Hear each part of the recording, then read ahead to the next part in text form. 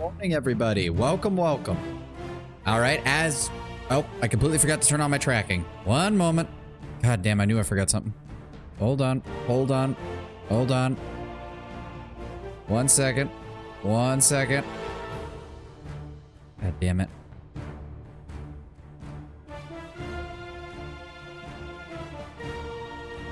There we go. Okay.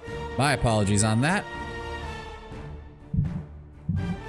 I'm on camera. Work with me here. Reinforcements have arrived. There we go. And welcome. Thank you for the 6-month subscription. Sub, 3 sweets, half a year. Hot XD. damn. Thank you very much, Tim. It is so nice to have you here. So yes, as hinted at yesterday, if you saw my Twitter post, and as I was indicating to Tenwin and Lord Brown Bear when I was talking with them on Discord, we are going to be doing Baldur's Gate, the Enhanced Edition. We are going to be doing this, the DLC, I believe it's called Dragon Spear, that takes place between the two games, and then hopefully we will be moving into Baldur's Gate 2. This is a big commitment time-wise, so I do not... I vaguely recall the beginning of Baldur's Gate 1 from years ago, and I know almost nothing about Baldur's Gate 2. Baldur's Gate 3 patch announced tomorrow. Yeah, probably that would be my luck, Tenwin. That would be my fucking luck. But who knows? Who knows? Nonetheless, we're going to be diving into this. I have already pre-generated a character. Again, if you saw my post, you saw that. We're gonna go with one of the only portraits in the entirety of the game that does not look absolutely fucking crazy. We're going to be a male, half-elf sorcerer, neutral good. I managed to roll really fucking well on the stats. Not that that really matters, because, yeah, it doesn't really matter. So, funny thing is, Medivh, basically, hopefully Medivh with a little less assholishness, yes. It's funny you say that. Lord Brown Bear, don't, please. If at the very least, give me one stream before I find out that they have announced it. What's wrong with the other portraits? I guess we've got a moment. Hold on. We can go back. If I go over here to pre-generate a character. So, this isn't too bad. Okay, that's not that bad. Okay, stereotypical dwarf. The fuck is wrong with his face? Weird halfling. I'm sorry, what? Okay, blah. Dear God, no. This guy is drunk. This man is okay, but a little just too plain. This is alright. I know that this is an NPC. This guy looks, I don't know, off. That is also an NPC who I know of. Everyone knows about Minsk. This guy looks deranged. This man looks... This man looks high as balls. This guy just looks awful. This guy's insane. This guy looks bored. Need I go on? Suffice it to say, when you said the portrait doesn't look crazy, I mean, most of them I just didn't like. Plus, I needed something that would at least somewhat fit the magical theme. And I guess this is the modern interpretation of that portrait, and they somehow managed to make him look just... I don't know. Half of these don't, like, Minx looks fine. Why did you do this to the other portrait? Whatever. We're going, let's get actually going, shall we? Aspects of Engine Level 2 Coral Automatons. Yes, those look very interesting. Tenwin. Another defensive faction, though. Like, I'm gonna be interested to see who gets to get the really, like, offensive, expansionistic faction. Even though that's not my playstyle, it's still nice to see. I think all the BG1 portraits are actually just photos. Probably photos that have just been slightly manipulated. But regardless, so we're starting with 10 strength, perfectly average. Very high dexterity, very high constitution. Good intelligence, good wisdom, good charisma. Here's the issue, though. This is D&D 2nd edition with slightly modified rule sets. Yes, you could technically import a portrait, but then I'd have to edit a picture, and I hate doing that. So, we're never going to be in melee, so strength doesn't matter. Dexterity is only good for us as far as ranged weapons and natural AC. Thank God. Constitution has no benefit to any class above 16 who isn't a melee front fighter. Like, every other class having above a 16 in Constitution pretty much does nothing. Intelligence. Or spellcasting is not linked to intelligence, so the only thing this exists for is role-playing purposes. Wisdom. This affects our saves and nothing else. It doesn't affect our spellcasting ability either. Charisma helps us with merchants and nothing else. So even if we had 18s across the board, we have picked the one class to which that does not matter in the early game. The sorcerer is one thing and one thing only. Fucking magic. All the time. Also, please let me know if the sound is okay. I was having a bitch of a time trying to figure out how loud this thing was going to be, because the Baldur's Gate intro music is fucking loud the first time you try it.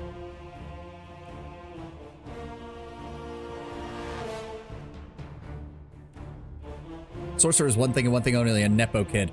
Well, to be fair, I do remember the opening scrawl, so it kind of fits that we were raised in a community of scholars, and the only thing we've really had to do for our entire life is study. But we have naturally high abilities and a natural talent with magic. Sorcerers, often the children of bards. Well, and a variety of other things, Lord Bramber, let's be honest. But we're just gonna go with the standard. I think I liked, what was it, the darker red. There we go. We're gonna go with the commanding voice. Feel my power. Do as I say, and I'll see you through the trials that await. And of course, we are going with the classic Sovahni. Sovahni of Candlekeep, as we are now. And it is time to begin. Yes, we will be playing on normal because I do not know much about this game's story, or at least I don't remember much of it. I certainly don't remember much of the second game. But I have heard the stories of the combat encounters that sometimes occur in this game, and it makes Owlcat gets a lot of shit for placing randomly overpowered enemies in places where they're not supposed to be. Baldur's Gate, admittedly, does not do that. Baldur's Gate, instead, based on everything I've seen, has very well-designed encounters. And by that I mean they were well designed by a killer DM who is out to rip your intestines out through your ass. You're going to wish to wear this outfit when you go out. Mages clad in red have a bad reputation. I don't care, bitch. I'm fabulous. I'm a sorcerer after all. Why would I care about...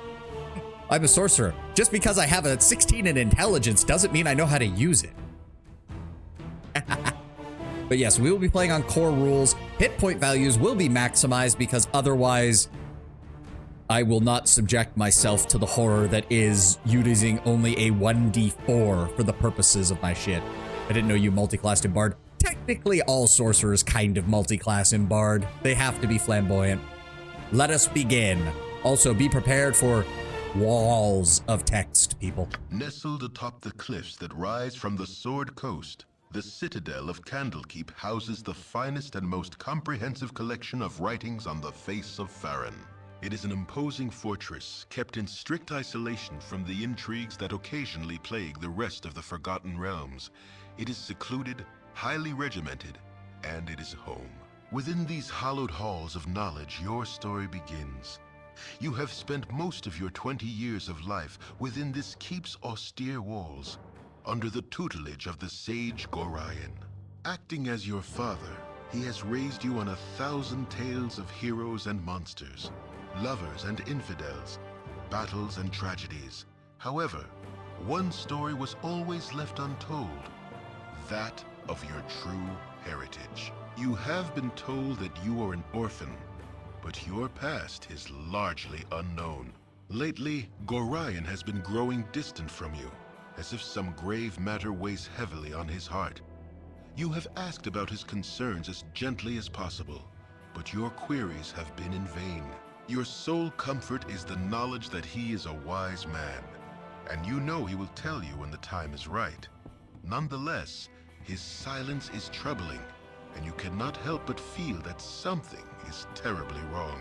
Today, Gorion has appeared more agitated than ever, and now he has uncharacteristically interrupted your chores in the middle of the day, imparting hurried instructions for you to equip yourself for training. He has handed you what gold he can spare, but given no clue as to why. Nevertheless, you now stand before the Candlekeep Inn, ready to purchase what you need for an unplanned and unexpected journey. And here we are. Yes, there was a bot. We dealt with it. I can also customize my voice lines. Also, that background audio is already very loud. Can we drop the ambient and the sound effects, please? There we go. All right, this is our tutorial. If I remember correctly, yes, we can turn that on. Oh God.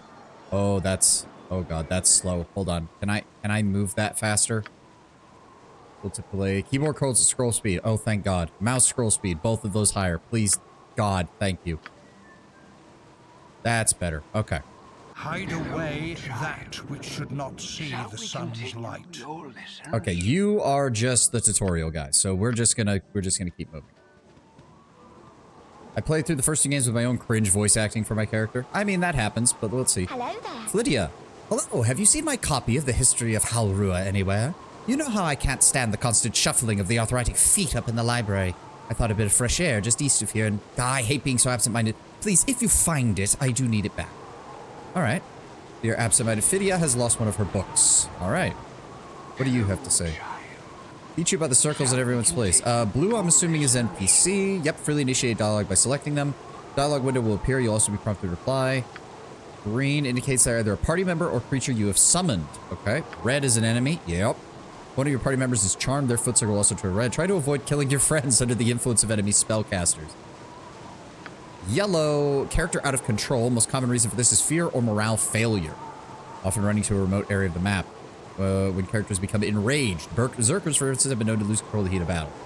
Purple, as if they are inaccessible, usually for the purposes of a cutscene or similar event where you're unable to use your full party. Thank you very much. That is a cow. Moo. Okay, I don't like that it resets when I double click. Tell me about the inventory screen. Manage every... Yep. Pay close attention to the weight of items. Carrying too great a load slows your movement. You may be forced to stop altogether. Customization. Select Customize to select the to your character's portrait, color scheme, sound set, and combat script. Huh. Is your combat script... Yeah. Every combat script is different, so you can customize a unique party strategy that suits your playstyle. Tell me about leveling up. Yep, will appear as a plus on your character indicator. Don't worry, there is some of the UI cut off on the top and bottom, but you guys aren't missing anything really. The overlay that I have is pretty much covering just option menu stuff and the character panel on the right-hand side, but that's really not relevant 99% of the time anyways. To survive the world's dangers. Character record. You can view your character's proficiency, skills, and statistics. Yep. All right. This screen also enables you to dual class if your character is human, which we are not. Let me see here. We have a button that doesn't do anything. World map. Oh. Okay. I don't know why. Area map background. Okay, well, we don't need that. Oh, map notes. Okay, okay. And the world map. This is what we have so far. Okay. Good to see. Good to see. We have our quest journal. Ooh, I can even... Oh, I can write my own notes. I will probably never make use of that because I'm absent-minded as fuck, but it's nice to see. We have a quarterstaff. We have nothing else. All right. We have all of this. Customize. What exactly does this do? Ah, we can change the appearance at any time. Very nice. We can change the voice at any time. Why did the audio just cut off? What in the fucking hell? Okay, and there's our default biography. All right. Okay, so the sound decided to cut off for no reason at all, but alrighty then. Hello, child. Tell me about fatigue. Characters, especially those with low constitution, grow tired after going too long without rest, of course. As fatigue increases, they accumulate a luck penalty which negatively impacts all attack rolls and saving throws. Eliminate fatigue by resting, either at an inn or in the wilderness, but take care when resting in the wild. You never know what manner of beast might disturb you. Yep. Random encounters in this game can be a bitch. I was warned specifically to be on the lookout for basilisks that occasionally pop up in just about any area of the game and can pretty much end your entire run if you don't have somebody who can stop their paralyzation effect. Morale. As the battle drags on, characters lose composure and flee, running to a remote area. If the party includes a bard, then the bard's song can prevent morale failure. Intoxication. Yep, firstly, as many warriors can attest, It increases morale, making it easier to keep fighting without losing composure. Rest in town, Basilisk pops up. Petrification. Yep. Paralyzation, petrification. Well, actually, no, I shouldn't say they're the same thing because in D&D, they absolutely are not. You can recover from paralysis. Petrification's basically a game over if nobody can get to you. Increasing luck penalties negatively affect everything you do. Drink in moderation if you must drink at all. Tell me about disease. Certain monsters can inflict terrible diseases upon their victims. These diseases have various effects, but can be removed by a cure disease spell or frequently a full night's sleep. Tell me about poison. Some attacks may poison you, costing you health every second until the poison runs its course or kills you. First, you can drink an antidote or have a slow poison spell cast upon. Alternatively, you can simply wait it out and hope for a best. Healing spells can keep one alive long enough to survive most poisons, but some act too quickly for healing to counteract. Alright. Go inside, please. Hello? What's up? Oh, goody. I've gone and found you first. You're the ward of Gorion, no doubt. I do not recognize you. Who are you and what are you doing here? Oh, who I am is unimportant, but you are very much so. I apologize for this dirty bit of business, but I must seek your death. A pity, I know, but it would seem your head is worth an exceptional amount to me. I killed you myself and need not share credit with anyone. Oh, boy. Okay, we need to cast some spells. Let's go ahead and cast some blindness on him. Please cast the spell. Cast blindness. There we go. Thanks, save. Did he save or did I? Okay. So that didn't work. Magic missile.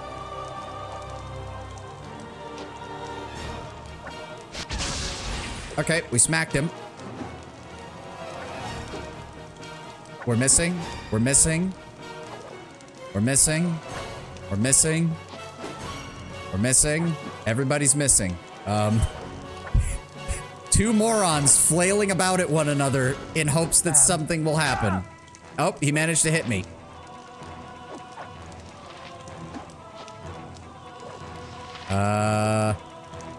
Critical miss. Takes one piercing. I have no idea what's happening now. Literally nothing is happening. I did not anticipate my spells to fail that easily. There we go. Yay! We have survived our first fight. Thank you for the dagger. I will be selling it. How do I close this? How do I close this? Wait, no. I want it. How do I... Okay, am I done? Okay. That's how we do that. Alright. That's locked. Can't do anything about that. And that is empty. Alright. And that has some money.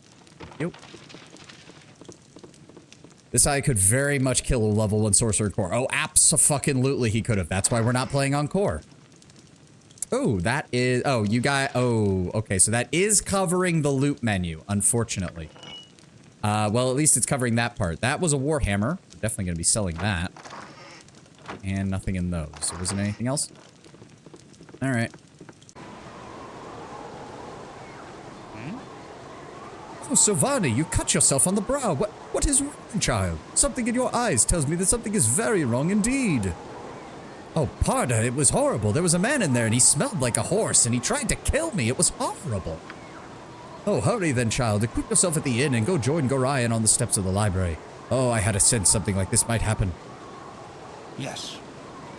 Yeah, it does occur to me. I did put a point into darts as a weapon proficiency, which is the only weapon proficiency we have. So, yeah, having a throwing weapon might actually be useful. We also immediately need to rest because I've already used up all of my spell slots. Hide away that which should not see the sun's light.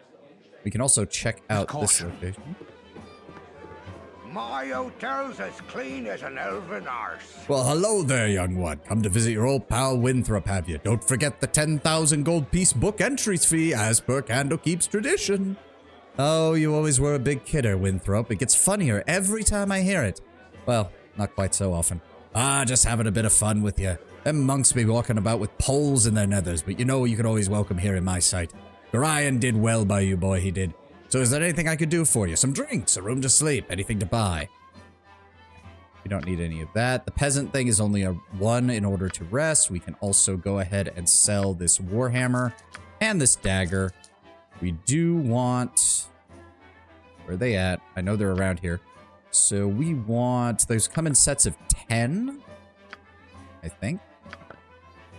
20. 30. Wait, no. I don't want that. God damn it. How did we... I accidentally did that. Alright, fine. 50 darts should be enough to start us off. We can buy drinks, look for rumors. We're just going to go ahead and rest. Thank you. Rested for 8 hours. Every day, the innkeeper sparks a discussion about the cleanliness of elven arse. Apparently, maybe he just really likes elven asses. Decent folk nowadays. Ah, yes, back within the hallowed halls of Candlekeep. With the iron crisis upon us, the trip from Beragos was more hazardous than I care to relate. You're Gorian's ward, aren't you? Oh, you've come into your own, if you permit an old man the jealousy of youth to say so. I left an identify scroll with one of your scholars, Tethtoril, in the inner grounds. You should be done examining it by now. If you could fetch it for me, I'd be most grateful. Alright. Little simple quests that we're running around doing. I'm fine with that. EXP and stuff is needed. Who the hell are you? Step up to the heat, young one. You'll need a good fire to warm the chill stares of these monks. Most of them are inhospitable, are they not? Isn't that so, my lovely? Oh, yes, darling. Most standoffish. They lead a cloistered life, accustomed to unaccustomed to visitors. You're perhaps a bit colorful. Not used to wealth such as yours. You are quite wealthy, bearing a lot of expensive jewelry. Perhaps you made it. Perhaps they've not been as welcoming as they could have, but you are strangers in their home. Yeah, I feel like that's a little more diplomatic than number 2. Number 2 is us taking offense at it. Perhaps they have not been as welcoming as they could have, but they are monks, and you are strangers in their home. Oh, perhaps, but if they wish no one to enter their simple manner of not letting anyone enter. It would certainly be a shame if they did, though. Such a storehouse of knowledge has limited use if no one can use that knowledge. Ah, well, it's cozy enough here by the fire to wash away any troubles I otherwise might have with this place. A pleasure to meet a socially I'd much prefer it acceptable if you would leave me be. person such as All right. yourself. Oh, a dagger. I'll take that. And that's locked. All right. Come on. Upstairs. Agreed.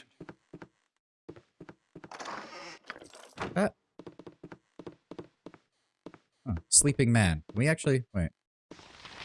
Nope. Alright. Also, it just occurred to me. Helps to put these on there so we actually have the darts for throwing. That's locked. That's locked. That person is sleeping. Nothing I can do there. Locked. Damn it. Locked. Who are you? Don't touch me. I might catch something. Sorry, might I help you? My apologies, I've been knee deep in the tomes of the keep, but I'm in quite a fog as a result. Yes, indeed, you might help me to your valuables. I was wondering who else was sharing this in with you tonight. Who might you be? I might very well be anyone, but I am Christian of Waterdeep. Likely you would not know any of my family name or history, and that suits me well and good. These trips to Candlekeep are a bit of an extravagance on my part, and while I neither use illicit substances nor consort with the hired company, I spend quite enough here that I should not like it to be common knowledge. To this end, I would appreciate it if you would forego your odd little attempts at introductions and leave me to my thoughts. This seems like a oddly specific denial, my dude. Also, again, why did the background noise cut off? Away with you, beggar. Certainly hope there's an explanation for this intrusion. Explain yourself. You're a pompous noble here to take your belongings, straightforward enough. Simple mistake, no cause for excitement. Watch your words, or I'll be forced to feed them to you. Apologies, must have gotten the room numbers mixed about. Dreadfully sorry. Don't let it happen again. Yes, yes, yes. Alright, well, nothing else in here. There's a rim job fetish. I don't need to think about that, Tenwin. I certainly don't need to think about it, given that he's an old fat bastard in a fucking... At any cost. Working in an inn. Okay, camera. How do... Wait, there we go. As needed. Let's head this way. Let's see what else is around here. We have our spells again, if need be. Not that that really helps at level 1 that much, unfortunately. Someone casually outgrossing me within the first hour. You're not trying very hard. He's got you there. Alright, what else have we got down here? Who are you? The tutor. Hello, child. Cleric's ability to turn undead. That's not us. Warrior's ability to guard. That's not us. Bard's song. That's not us. And the shaman's dance. That's not us. So, thanks, but none of what you wanted me to do helps. Ooh, some money. Good. We can buy some additional, darts before we leave. That looks like a... Ah, yes, a bunkhouse. Let's just go ahead and turn that on. Nope, nothing in there. What about you? Hello, child. Oh, tell me how to Shall open we locks and continue pickpocket. your research? To pick a lock, select the thieving button. If you open the lock skills high enough, if you defeat the lock, you'll be able to open the door chest, but beware of traps. Now, if you're looking to nick a little something from a person, select the same thieving button and then target who you want to steal from. The higher your skill in pickpockets, the more valuable the item you can take. The very skilled can take a ring straight off a finger. Okay. How to find and disarm traps. Select the detect traps button. You won't be able to do anything but move while you search, but if your find trap score is high enough, every round will reveal traps in your field of view. Ah. One of the monks casually teaching Garag's ward how to steal. Yeah. Detecting traps are outlined in red. Disarm them with the thieving button. Your find trap skill is high enough, the trap will be disarmed. How to set traps. Select the set traps icon, then spot the screen you want to use. If your set trap score is high enough, and from what I've heard, you only really want rogues to do this. Everybody else will fuck all of this up. How to hide. Select the stealth button to attempt to fade from view. If the check is successful, you'll be invisible for the next round. While hidden from view, you can attack from behind with a thief class weapon and deal bonus backstab damage. Any attack made while hidden also receives a +4 bonus to attack and damage, regardless of the weapon. How to detect hidden doors and illusions. Detect the select traps button keeps you alert for anything out of the ordinary. If there's a door or other object hidden from view, you'll find it automatically at the same time you find traps. If you're sufficient points to detect illusion, you'll be able to see through and dispel any illusion spells cast by the enemy. Alright, good to know. I'm assuming that's quick save, options, pre-scroll, mage book, record. Huh. Rest. Help. Okay, I don't actually see that button, but maybe it doesn't appear because I'm not a rogue. Thieves in this game are the only ones who can pick locks. Yes, I am aware of that. I have a blade with your Oh, name for on fuck. it. Carefully. Fuck. Okay, we have the darts equipped. We have spells ready.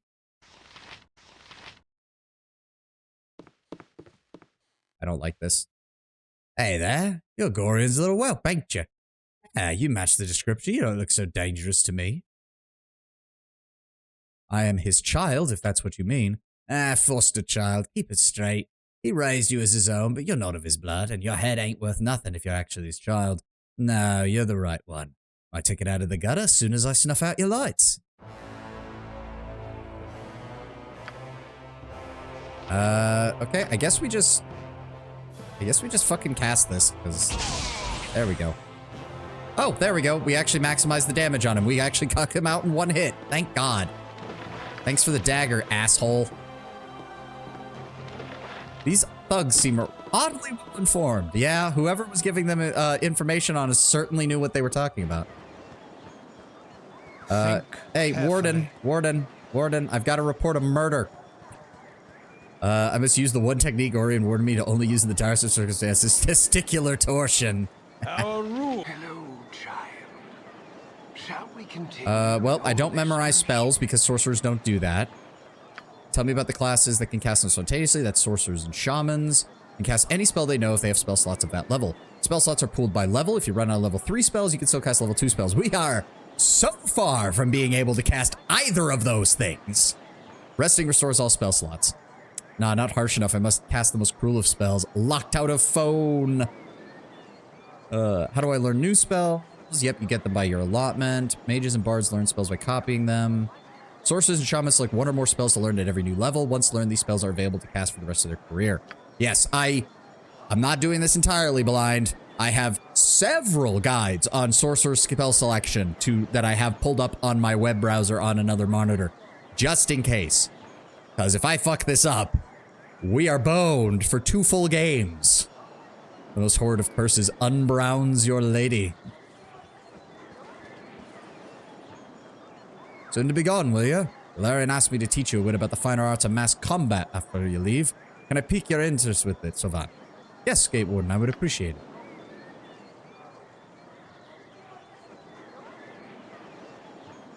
Tenwin, you've seen Lord Bramber's taste in women. He prefers them slightly older and slightly tan. Good then, child. It's one thing to maintain control of yourself in the heat of battle, quite another to maintain authority over a group. I've asked Obe the Illusionist to run through a few simulations with you down in the storage cells. Follow me this way and I'll unlock the door for you. Okay. Ah, the Gate Warden asked me to prepare a little going-away party for you. A bit of mass combat practice is in order. I'll make it real simple for you. Candrus, Mordain, Arcanus, Dedare, and Osprey are all going to join your party. You'll have to complete control over them, same as you will with anyone else who might join you in your coming travels. Once they've all joined your party, I'm going to summon in several illusions of common monsters that you may encounter outside the safety of this keep. These illusions will attack, and will be up to you to issue the necessary orders to dispose of them. Remember, they are illusions. They won't be able to hurt you, but try your best to deal with them, because in the real world, pain, harm, and death are far more real. The official name of the spell is -3. Some of your comrades will have magical items, potions, wands. You'll need to make sure you equip these in the quick slots of the character who have them. Some of them will have spells. You can cast these during battle. Remember, even rogues and warriors can benefit from a good understanding of the more arcane forms of combat. Every so often, I will ask you if you've had enough. If you have, I will teleport you back outside. If you wish to continue practicing, I can create more illusions. Are you ready? Here we go. Hello there. I need a swig of some strong dwarven ale. Spray. Hey, What? I don't even know what you're... Oh, he's a fighter thief, so he's not really a frontliner. Mordain is a mage of some sort. What have we got here? Magic Missile, Chromatic Orb. Chromatic Orb's a good start. That usually does pretty well. And who are you? Cleric. Okay, you also have spells. Command, Detect Evil, and Protection from Evil. Oh, go ahead and throw that on our frontliner, please. There we go. Yes? No, you stay back. I don't want to waste my resources on illusionary fucking enemies. Go ahead and give me a magic missile on that side. I need a swig of some strong dwarven You go after that one. Zap, zap, zap. There we go. That's some actual damage there. Hello. You keep throwing. There we go. Now have all of them attack that group. There we go. Oh, we got another group. All right. Everybody move up. What else have we got? None of your spells are actually going to help any, so that doesn't really do me any good. Burning Hands. Move up and assist. Oh, that was an AoE version of the spell. I was most mistaken. I thought that was the single target version. Doesn't look like there's any... Alright. I think I've had enough. Just take me outside. Okay then. Once I teleport you outside, you're not going to be able to get back in here again. This is for your own protection, as the illusions that I can use are sometimes dangerous.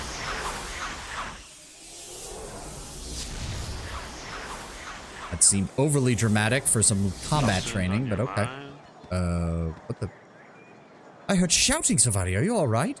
Oh, this guy was supposed to talk to me over in the other area. He's dead. Whoever that man was, he lunged at me with a knife. Karan, what is happening in this place? Oh, it's not this place, child. It's you they're after. Ryan is waiting on the steps of the library and wants you to go with him as soon as you have brought him what you need at the inn. Oh dear, I've been your tutor for many years, and only in this movement have I come to doubt that my teachings have been enough. Go to Karayan. It's safe for you here no longer. I was wondering why that somebody else didn't show up for that. Huh, we can't open that. Oh, we can go in here. Oh, hi everybody. Another bunkhouse. Priest of Ogma. Wait, Reader. Who's, what? No, excuse me, but I'm late for my classes. Oh, okay, I guess Reader is a rank in the monks here. No, I want to get back here. Stop. These walls contain the world's knowledge. You need any yes, that'd be nice. Take this potion. Oh, nice. He gave me a free potion. Isn't that nice? Go ahead and put that in there. Do these? No, they do not. Okay. Oh, good.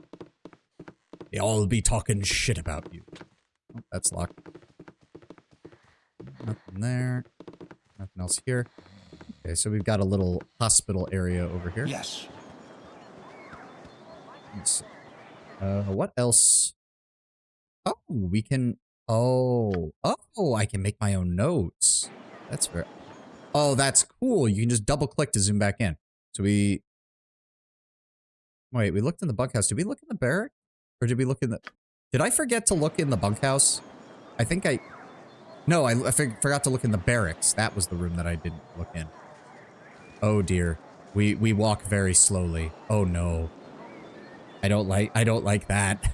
Lighting on the character model in the inventory screen makes it look like your thighs are bare. Wait, what?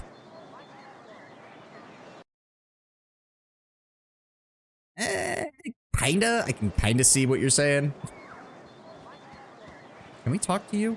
I can take Drizzt with both my arms tied behind my back. Winthrop has kept his prices as low as he could, but I expect that to change soon. It's been weeks since our trading caravan made it out here. Ooh. For now. I should have joined the army. What a meat-filled night. That hull is just too much. Poor sap had to go man the gate this morning, too. I don't know how he does it. What can I do for you anyways? I was just wondering if you had any errands I needed to run. Errands? Yeah. I need a quarrel of crossbow bolts. If you could get some from Winthrop at the end, I'll reimburse you. I could throw in a few extra coins for it as well, and stop giving me that look. I can take Drizzt with both hands tied behind my back. Yes, I know Drizzt exists in this, that's locked. That's locked. Sorry, young woman, you're not allowed to be in here. Now run along and do something useful. I will. Just looking around. Oh, wait. Say a what? Hold on. Wasn't there a... There it is, quick save. Hello. We have Hull's longsword and an antidote. Alright. If it's Hull's longsword, we'll probably have to drop it off to Hull then. With caution. Okay, so we've got a person looking for a book. We've got a person asking me to pick up a scroll. We've got the guard who wants a quiver of crossbow bolts, and Hull by the front gate who apparently is missing his sword. I think this game was released when Drizzt syndrome was still prevalent. I'm pretty sure it was at the peak of it because R.A. Salvatore's books had come out shortly before this game did. And, well, I wouldn't necessarily say it was the height of Drizzt syndrome because at the very beginning, most people were willing to go with the, yes, he is one of the only good drow. It took a few years for it to percolate down into the actual role-playing community where everyone wanted to be a drow. As clean as an elven arse. All right, let me see here. We're going to go ahead and sell the dagger. Sell the other dagger.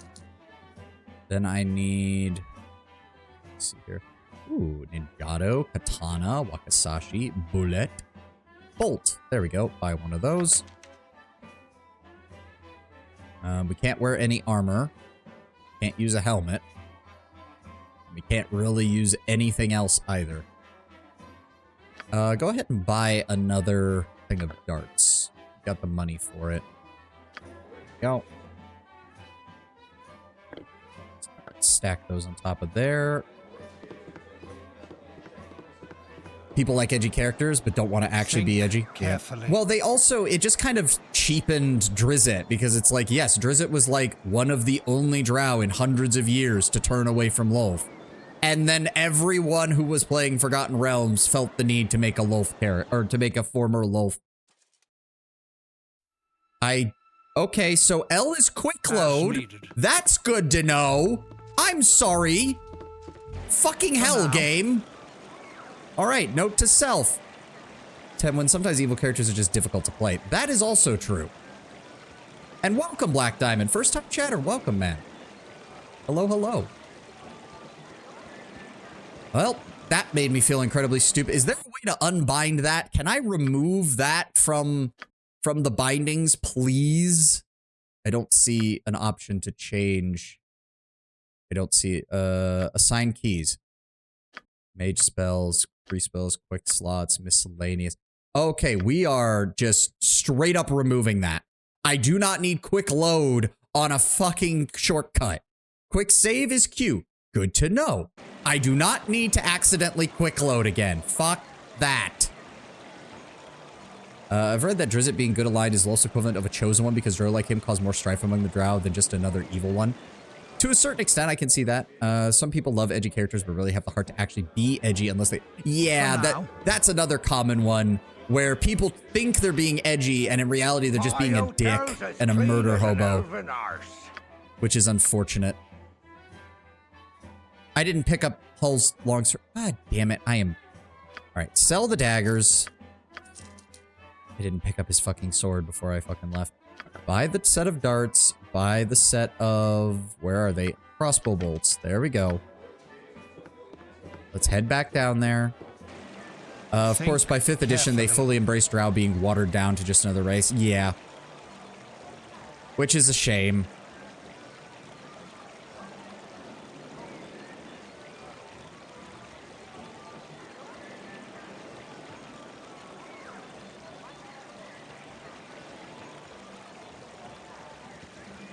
Let's go talk and grab the sword. As needed. Hello, Fuller. I should have joined the army.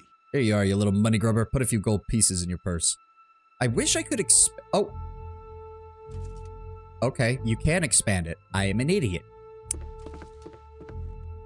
But, yes, we gain 10 gold. Very nice. And 50 experience, which is not a whole lot. At all.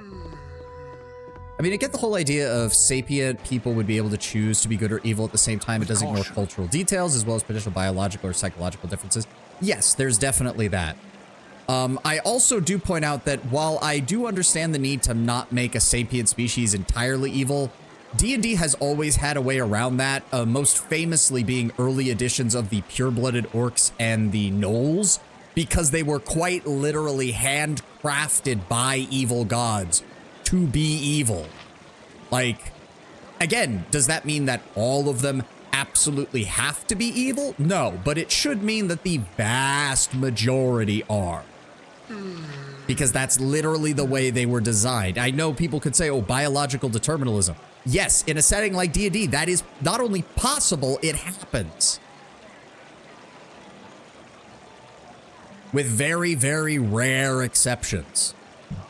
Hey, kid, I woke up late this morning and left my sword in the barracks before going on duty. If you want to get it for me, it's in the chest at the foot of my bed on the barracks. Just quick now, before the gate warden catches me without it. There's an antidote there as well. I think Dreppen needs one for old Nessa. Oh, I can talk to you again. Yep. Oh, you took your sweet time. No, I didn't. I already had it on me, jackass. Ryan's a fool for trying to bring you up right. You can tell him I said so. If I didn't know any better, I'd say this whole iron crisis was a result of twerps like you wandering off with people's swords. Here's your gold pieces. Now get out of here. Oh, fuck you too, Hull. If I ever come back here, I'm bitch slapping you with my fucking magical dick. In the realm setting, evil gods who patronize races create positive feedback loops in the cultures for those races, so that any member of the race who tries to turn away is trusted by no one outside their own race and often victimized by their own race. Summon magic dick and turn right. Yeah, tell me about how do I load or save? Yeah, we done that. Is project ever save? Okay. Anytime you enter a major plot area or leave a world map, your game is auto-save. Ah, okay. You have 3 auto-save slots and they're used in rotation. Nice. What happens if I die? Yep, nope.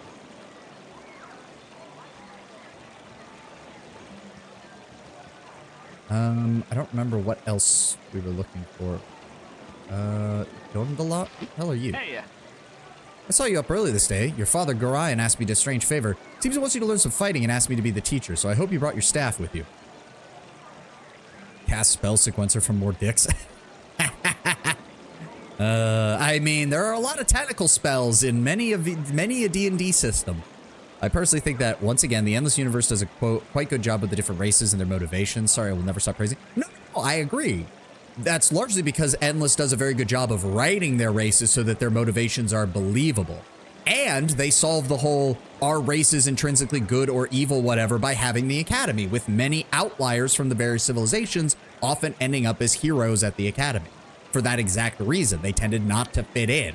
That said, all the races also have their native heroes that they tend to start with, who are more hardliners to their ideals, which I feel is a very natural way to handle. You can switch weapons. The weapon outline in green is the current weapon. Attack with fists only if you wish to knock your opponent unconscious.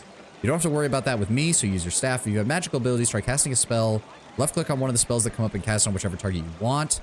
I hope you have an offensive spell memorized. During our fight, I'm going to spring a little surprise. Remember, you can press spacebar at any time to pause the game. That will give you time to think, especially once my little surprise comes up. Ready? Good. Oh, yeah, he brought in an archer. Okay, can we... All right, there we go. There we go. You did good, kid, especially after Eric started firing those arrows. I'm sure your father would be proud. You can go talk to the gate warden if you want some experience in fighting with a group. We already did that.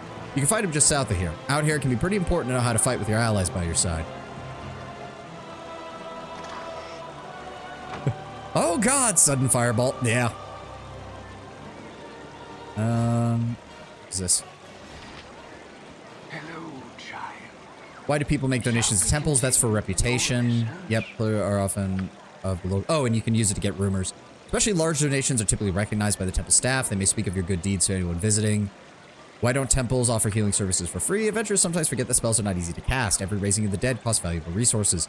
A successful life of adventuring will supply you with ample gold to pay for whatever healing services you need. And when you need them, a temple will gladly offer those services for a nominal fee. These walls contain the world. I am pleased to see that you've taken time to pay tribute to the wise Ogma. I was wondering what you had to offer at this Temple of Wisdom. Oh, okay, so we can donate. We can buy Stone to Flesh Scroll, so that's an anti-paralysis ability. Elixirs of Health. Cures poison, disease, and heals 10 hit points. Nice. Restores 9 hit points. Very nice. And cures poison. All of which is so far out of our fucking price range as to not even be funny. They can also identify items and cast spells. Remove curses. Remove curse is harder than raise dead. That's kind of weird. Your girl but like to Ogma nuts. Immediately struck down by lightning.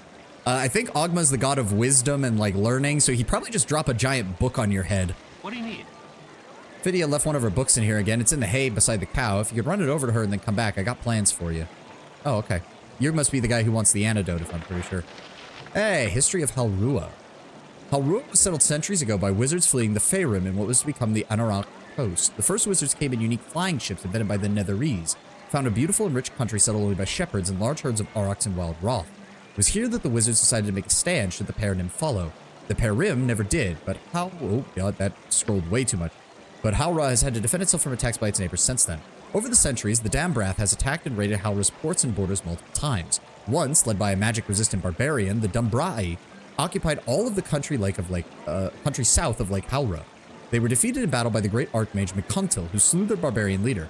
40,000 of the Dumbrai. Actually, it's double I, so would that be like Latin Dumbrai? Yeah, we'll go with that. 40,000 of the Dumbrai. That which should not see the sun's light. Why is my character randomly talking while I'm trying to read? Drops a giant book of D's nuts jokes. Yeah, that would probably be it. More than 200 Halruan. Oh, 40,000 attack with 500 Halruans. More than 200 of the Halruan wizards, including Mycontal, died in the battle. The last attack upon Halrua was less than 100 years ago through the Talath Pass by the power-hungry king of Lepa. Oh God, we're getting into some classic throw letters at the wall and see what sticks for naming on this. The Lapaliaya.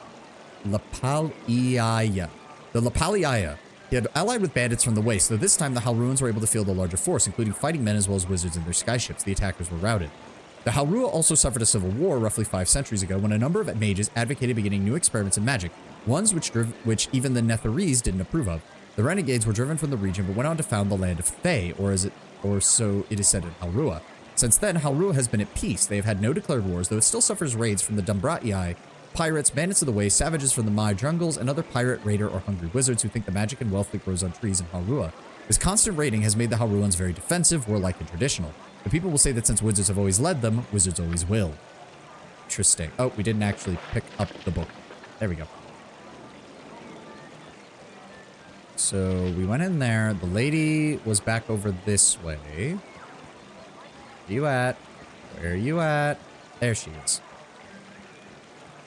Hello there. Ah, my book. Remind me of Gurion when you're grinning like that. Raising you has been hard on him, I know, but it's a toil of love and destiny even. You must be a very special child indeed to draw such praise from a man of his stoic nature. Take this little gem of mine. Maybe Winthrop will give you something for it. Hey, the Lynx Eye Gem, which is... No. Specific type of labradorite, a feldspar gemstone, a class of stones that is pale to dark gray, has patches of colored reflections. This flash is most commonly blue, can be all shades. Green flash labradorite is called lynx eye within the realms. Nice.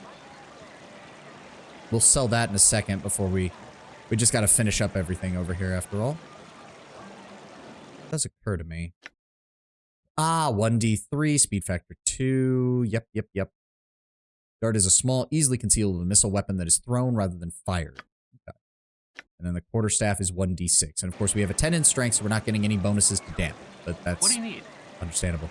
Nice day, ain't it? Too bad little Nessa here has been enjoying it, though. Her being sick and all. I need to get her one of them potions of antidotes off Hull. Stayed up drinking last night. Got hauled out of bed to man the gates early this morning, so I know he's got a few lying around somewhere.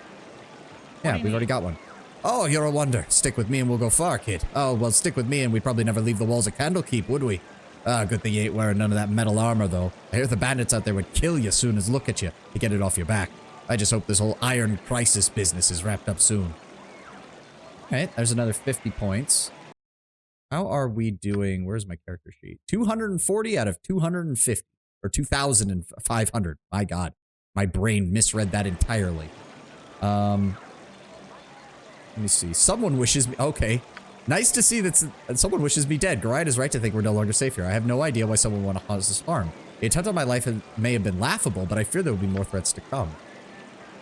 I wish we could remove the finished quests. Ha! Okay, these are getting good. Fuller gave me a lousy 10 gold for running his errands. I bet I'd get at least 15 for being an errand runner in Baldur's Gate. I should have charged him extra for the tongue lashing he gave me, though. Oh, these are... I like all of these.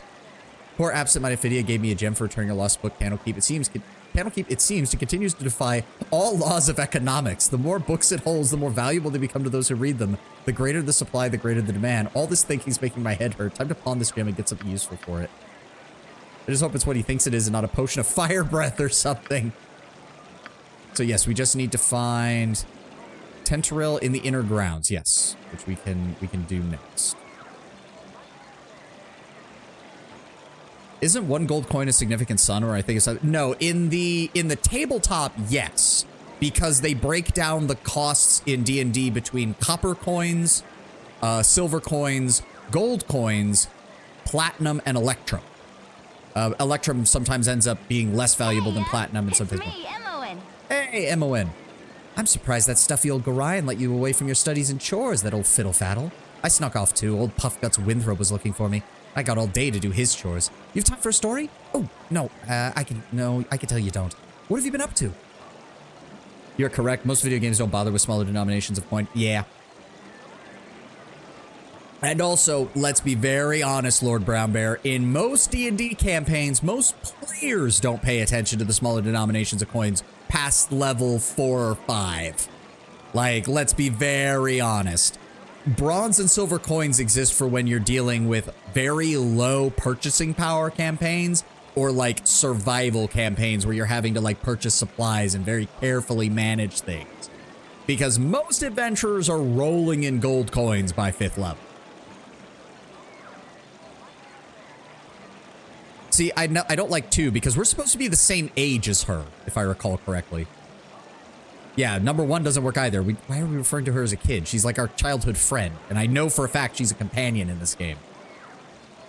I'm afraid I cannot chat today.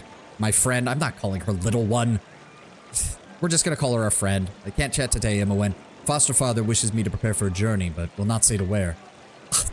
Little one, I'm not much younger than you, though you sure got taller faster. Relatively, anyway. A journey. Well, I never get to travel, and I wish I could go with you. I really wish I could. Yes, sir, I really do. Okay, Emma-Wen, it's not up to me. I get that you're pining to come with us, but I can't do anything about it. All right, I get the message. I'll ask if you can go with us.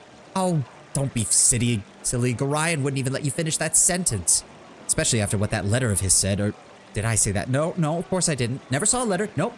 I'll just get back to work. You better go. Dad's waiting. We need to find the one dude first, though. It said he was in the inner courtyard somewhere. Where is he at? Voice of the West, Chanter. Greetings, young one. Oh, Tethparil. There you are. Firebeard has sent you to me, hasn't he? Now, very well. Take the scroll back to him, but then you must hurry to speak with Gorion. He's waiting for you on the steps of the Central Library. I assure you, child, it is a matter of utmost urgency. Some do. Dragon Age does. Tyranny does, but yeah. Oh. Dragon Age does. It has a slightly... It still gets a little ridiculous by the end, but both it and Tyranny do a better job of making the lower currencies feel more relevant for longer. Hang around the Chanters for a second, hear what they have to say. The Lord of Murder shall perish, but in his doom he shall spawn a score of mortal progeny. cross will be sown from their passage. So saith the wise Alonso.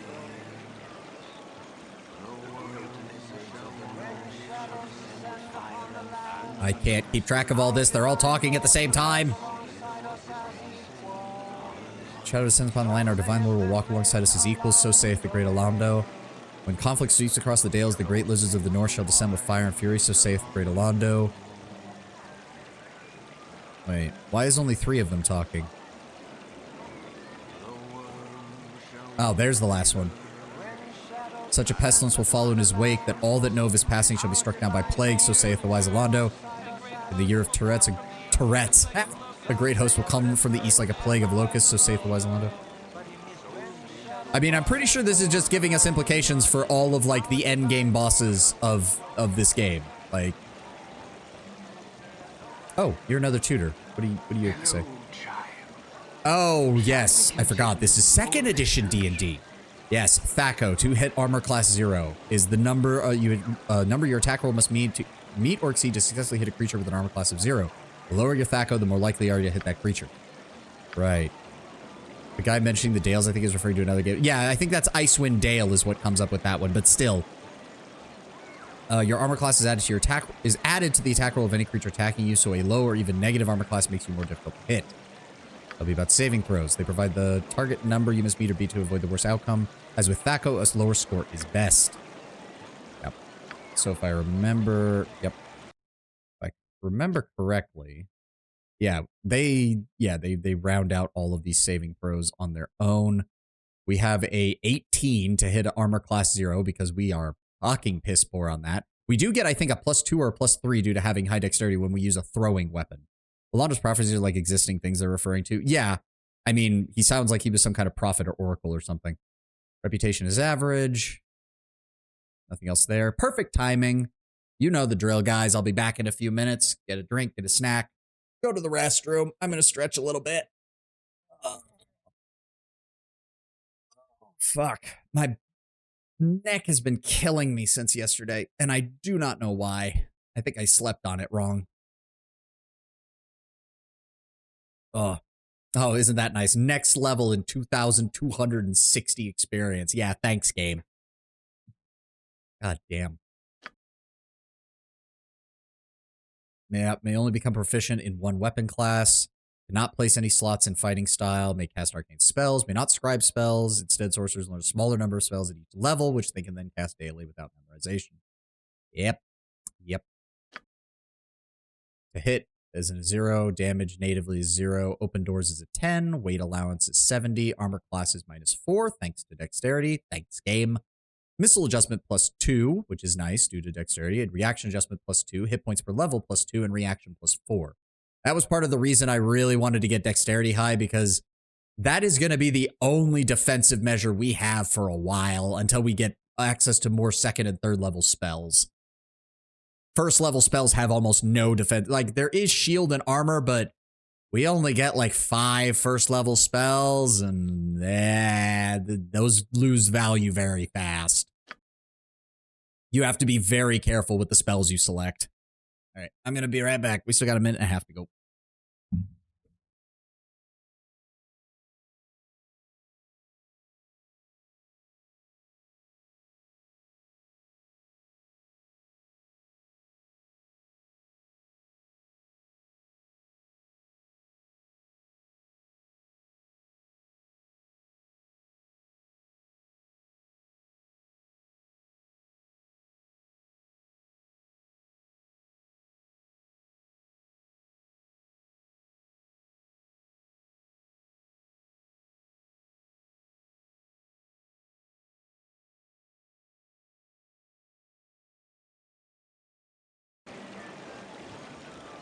I've still got a few seconds, but I can at least walk over to the inn, because there's no point. It's like not like anything's going to be happening. At any cost. Oh, and then we can pause. Ah, real time with pause. So nice. Hopefully it works pretty well. This was one of the first games that had it, so.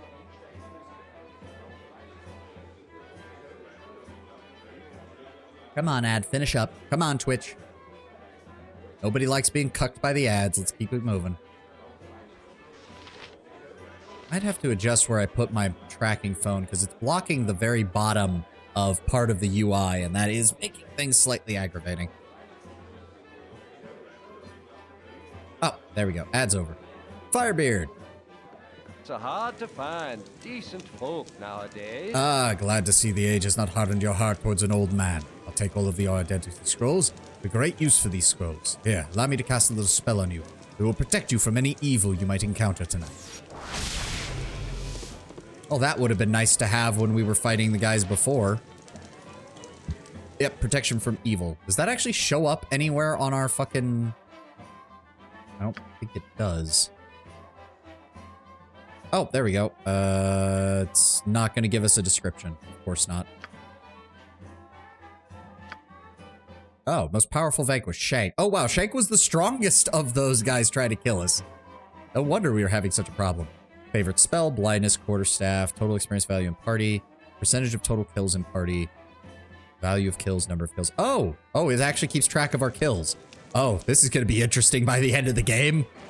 I wonder how many war crimes we're going to commit with spells over the course of this adventure. Alright, just turn that on.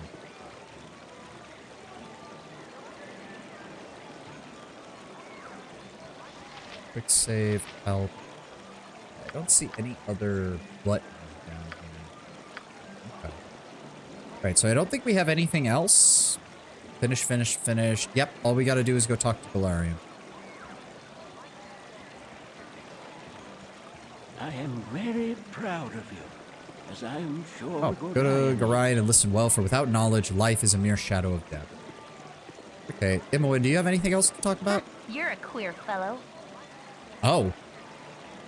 That was back when we were using that word for its actual, you know, normal intended purpose. Okay. Don't keep Mr. G waiting. Come on, get going. I'm assuming we can't go into the keep. I don't know if I've ever tried. Yeah, no. I'll give him points for that. It actually looks like a proper keep. Multiple layers of defenses, double gatehouse. God, I miss when I miss when fantasy RPGs actually bothered to look up what actual fucking castles look like and shit. Oh, my child, I am glad I have found you. This is very unnerving, I know, but you must trust me. It is very important that you pack your possessions, that we may leave Candlekeep immediately. There is no more time to tarry. The keep is well protected, but it is not invulnerable. I'm surprised we can't tell him that we were attacked twice.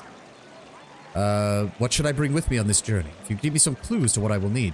Aye, dear child, you should know yourself well enough to purchase the gear you need. I've given you what I can spare. Hurry to the inn, speak with Winthrop, and use your skills as a reference. Buy what basics you must, though spend wisely. His prices are fair, but you may not have enough gold to purchase all that you want. What could possibly harm us here? This place is a fortress, guarded beyond measure. Candlekeep is indeed a formidable obstacle for ne'er-do-wells, but it is not insurmountable. No matter how thick the mesh, at least one mosquito may find its way through. No, my child, we must leave as soon as possible for our safety and for that of our friends here. Can you tell me where we're going? I cannot, for even I have not truly decided. All that is certain is that we'll be far safer on the move. The woods will provide some secluded security. The city of Baldur's Gate would offer cover amidst the teeming throngs. I do not know where we will end up, but I have a few friends here and there. I will think on this. Just a moment longer. There's a few things I need to do. Yeah, I forgot to actually buy any supplies over at Winthrop, and we need to sell that gem that we got. We... Just go over here. This fortress is made to defend books. You are not a book. It's teeming thongs. Oh, God.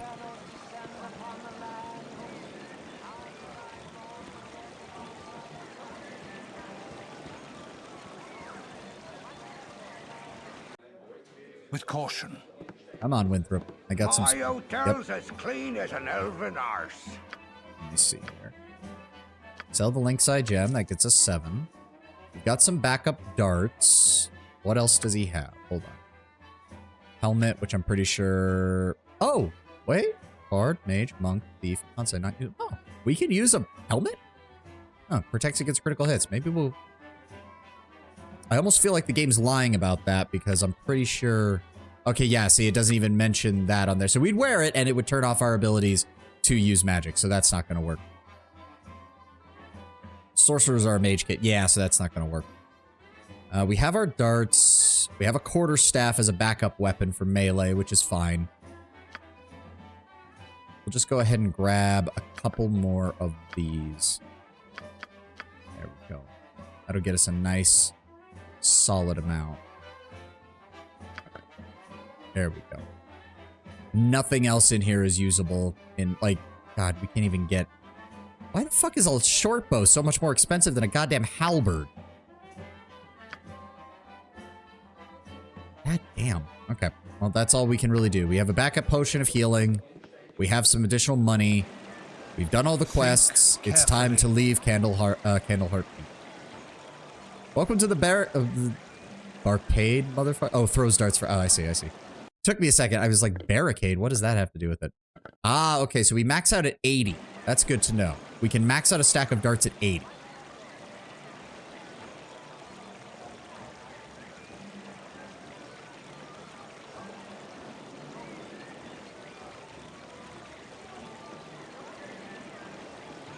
You must learn to be patient, child. All right. I'm ready to go, Father. And we leave. Listen carefully. If we ever become separated, it is imperative that you make your way to the Friendly Arm Inn. There you will meet Khalid and Jahira. They have long been my friends, and you can trust them.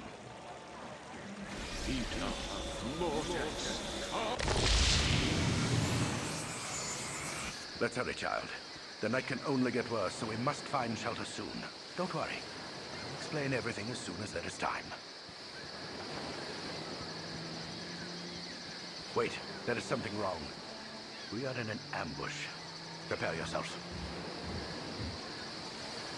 You're perceptive for an old man. You know why I'm here. Hand over your ward and no one will be hurt. If you resist, it shall be a waste of your life. You're a fool if you believe I would trust your benevolence. Step aside and you and your lackeys will be unhurt. I'm sorry that you feel that way, old man. Get out of here! Oh, damn.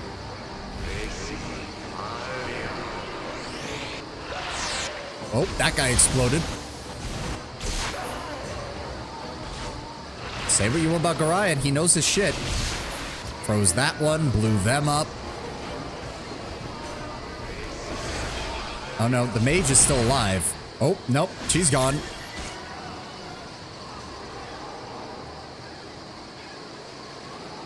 Dawn is especially cruel this morning. You awake with the realization that you have not been living some horrible dream. Ambushed, you saw Gorion cut down before your eyes, and even his powerful magic could not stop the onslaught. It was his wish that you flee, but that does not remove the feeling of helplessness that now overwhelms you. Hand over your ward, the armored fiend had said. He was after you and you alone, but why? If only Gorion had given some clue. But now you are alone and lost.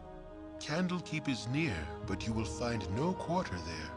The readers pay for their serenity with rather draconian entry rules, and without Gorion's influence, their doors will remain closed.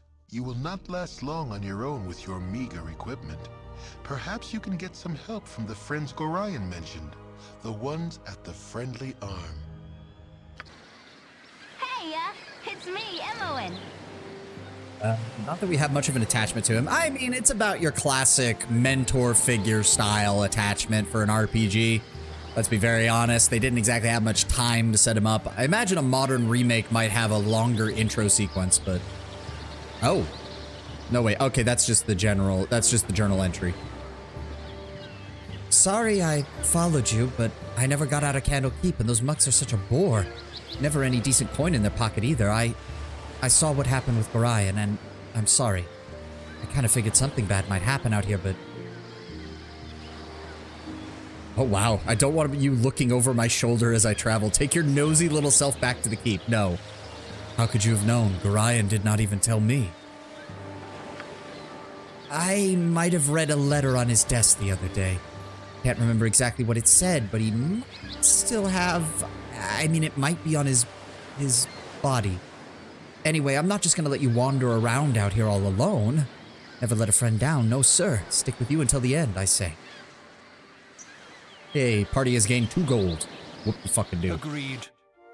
So that was where the ambush happened. We fled to the south, and I have no idea where we're at. I do know that there are many encounters right now that we already cannot deal with. Imoen, what do you have on you? You have 40 arrows. Wand of Magic Missiles. Gorion gave us that, or is that hers? Well, regardless, I'm taking it. That is already so much more useful than what we've had. She has Oil of Speed, doubles movement rate, and grants 1 extra attack per round. Very nice. As well as some Potions of Healing. So let's put the Potions of Healing in her quick items, Potions of Speed there. I'll take the extra Potion of Healing, put that in my inventory. There we go. Alright, well, our main problem right now is we have no frontliners. That is a fucking enemy. You're a queer. Shoot it, shoot it, shoot it. There we go. Again. Sweet. At any cost. And that was experience right there. That feels weird. Yep, 308 experience. No valuables on that guy. He was just a... What did we even kill? Diseased Gibberling. Pro tip, if you can find a shadow, you can have Imoen use the hide and shadow skill to try and scout the map before you run into something unexpectedly. Where's the fun in that, Lord Brown Bear? I mean, it's probably a very good advice. I'm just being a bit of an ass right now. Also, I would like to actually make some progress. Also, why is she so much... Why was she slower than us there for a little bit? That was weird. Oh, there is some gear. Hold on. Let's light that up. Let me see here. We have a belt, some coin, a dagger, and a scroll. So Imoen comes pre-oiled. And when she's like 17. Jesus Christ. Actually, funny story. Since we will be playing through both Baldur's Gate 1 and 2, I did take the liberty of looking up, because I heard Baldur's Gate 2 is the first RPG, or is the first CRPG with romance options. Imoen is not a romance option. Unless you download a mod. We may or may not be downloading that mod later, because who doesn't love childhood friends to lovers as a trope? My friend Gorion, please forgive the abrupt... Who's writing this? E. I don't know. Oh, wait. It's Forgotten Realms. The name begins with an E. It's Eleminster. I'll fucking bet you it's Eleminster. It's always Eleminster. Please forgive the abruptness with which I now write, but time is short, and there is much to be done. What we have long feared may soon come to pass, though not in the manner foretold and not in the proper time frame. As we both know, forecasting such events has proven increasingly difficult, leaving little option other than to a leap of faith. We have done what we can for those in thy care, but the time nears when we must step back and let matters take what course they will. We have perhaps been a touch too sheltering up to this point. Despite my desires to remain neutral on this matter, I could not in good conscience let efforts proceed without some measure of warning. The other side will make their move very soon, and I urge thee to leave Candlekeep this very night, if all possible. The darkness may seem equally threatening, but a moving target is hard to hit, regardless of how sparse the cover. A fighting chance is all that can be asked for at this point. Should any go awry, do not hesitate to seek aid from travelers along the way. I do not need to remind thee that it is a dangerous land, even without our current concerns, and a party is stronger than any individual in all respects. Should additional assistance be required, I understand that both Jaheira and Khalid are currently at the Friendly Arm Inn. They know little of what has gone on, but they are ever thy friends, and I have no doubt they will help however they can. Luck be with us all. I'm getting too damn old for this. Oh, yes. Goddamn. I don't like that. Okay, there we go. Pick that up. Nope, pick it up. There we go. What is the as needed? Now, what the hell did these guys drop? We have a Morning Star and a silver necklace. Okay. Then we have a longsword, some gold, and leather armor. Might be able to give that to Imoen. Nah, it's Eric just down the street. No, I'm pretty damn sure it's Eleminster. I know he's in this game. And that is a short bow. Oh god, we're gonna have to, oh no, we're gonna have to play the inventory management game for the amount of shit we're carrying, aren't we? Imoen, did we identify this by any chance? No. Means we had, oh, we can. You wish to identify, no. So we didn't have enough lore skill to figure out what this is, which means it's probably not a good idea to just equip it. Saw that video that tried to track down the first romance subplots RPGs. Evidently, it was a game in the Golden Box series of Forgotten Realms games. Oh, interesting. Still a D&D game, funnily enough. Let me see here. Armor class of 8, 10 versus piercing and missile. Requires 4 strength, which he has more than enough of. So right, hold on. Right? This is 2nd edition. Lower armor class is better. I've got to keep that in my head. Lower armor class is better in 2nd edition. Okay. Jesus Christ. Alright, let's keep going. So that was everything from the bodies. I don't know. Area, map, background. Why does that matter? That doesn't make any sense to me. Why is everything just labeled in blue? Is that just like the actual areas you can walk? People love the lore for video games, it seems, with the Golden Box series has some other settings in it, like Spelljammer. Ah. God, they haven't touched Spelljammer in years. Shit's almost as untouched as... Or no, I think they tried a little bit in 5th edition. Oh, there's the edge of the map. I guess we may as well just explore... Fuck. Nope. Pause the game. Target. There we go. Imoen detecting traps and illusions. Wait a second. What? Ah, okay. So that which should not see the sun's okay, so that's down there for her. Well, we're definitely going to be using her for a while. All right, so there's some basic enemies around here. Nothing with gear, though. Nothing that we can sell. And that's the edge of... God, I forgot how fucking huge some of these areas are. Suddenly Dragon. If I recall correctly, the last time I played through the intro area, I believe the worst enemy around here is a grizzly bear because it can just straight up fucking murder you at this point in the game. Not even trying.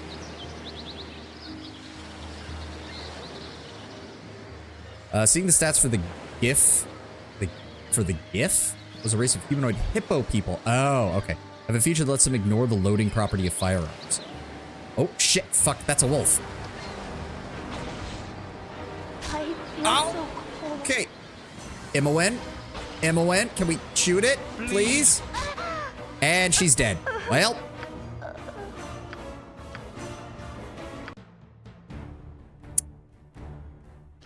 Our first reload, everybody. That didn't take very long. It certainly would be helpful to find a fucking frontliner who can take a hit.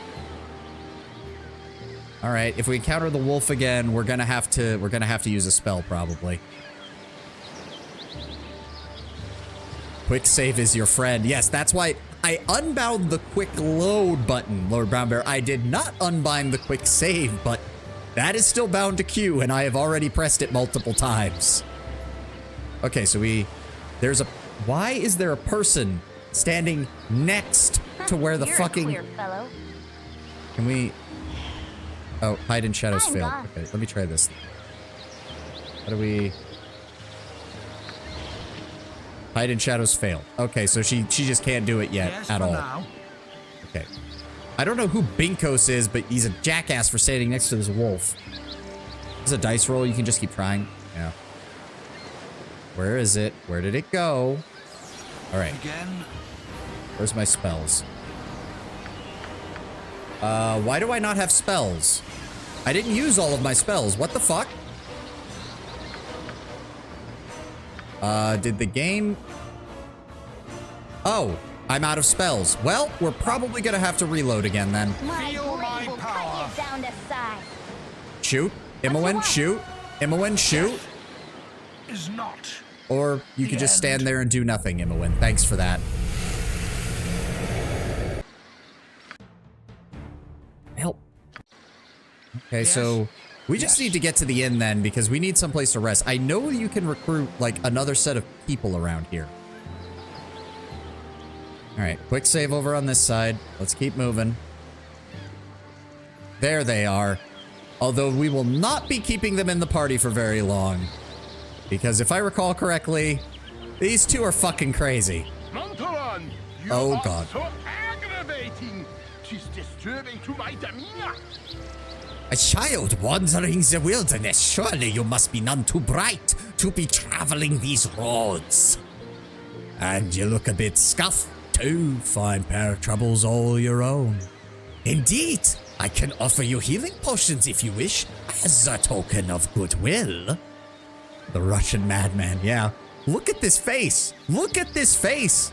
This face is chaotic evil incarnate. There are demons who try to be as strange and disturbing looking as this man's face. I'd be grateful for your assistance. Nothing to fear from the simple potions, and I will not even hold you in debt, though your conscience knows otherwise. I'm slipping between like horrible German and horrible Russian, and it both sounds absolutely ass. They're like Abbott and Costello if either of them was about to stab you. Just like all good people.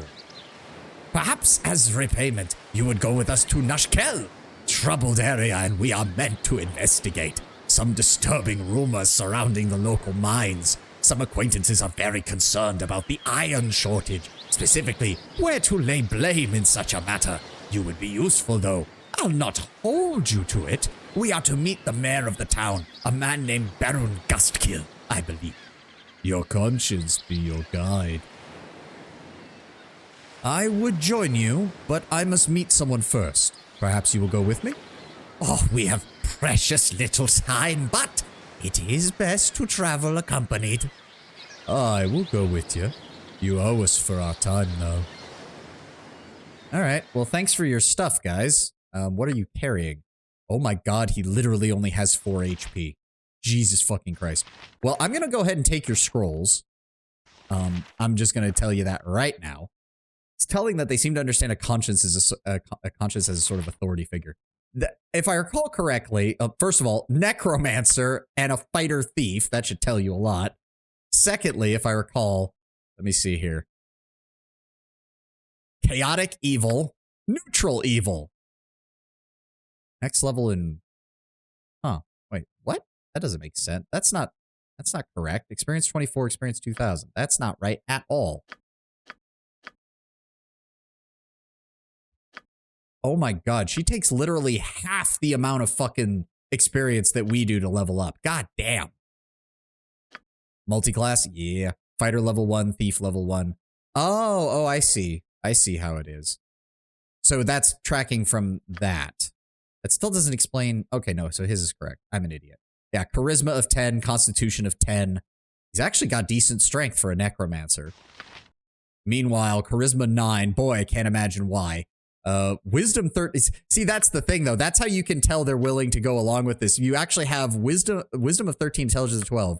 Wisdom of 16, intelligence 17. These are not idiots. Like, they're just crazy, but they're not idiots. Non-human multi-class races split any EXP they get in half and apply to each class separately. Ah. All right. How does this set us up? Oh god, no, we do not want that.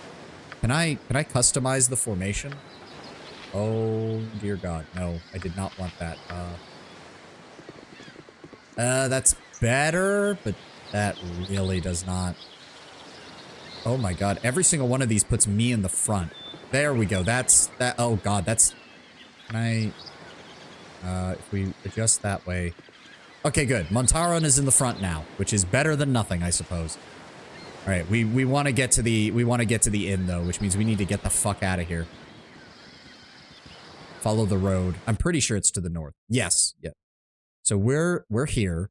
We need to go through here, reach the Friendly Arms Inn, and then they want us to go down to Nashkel as soon as possible.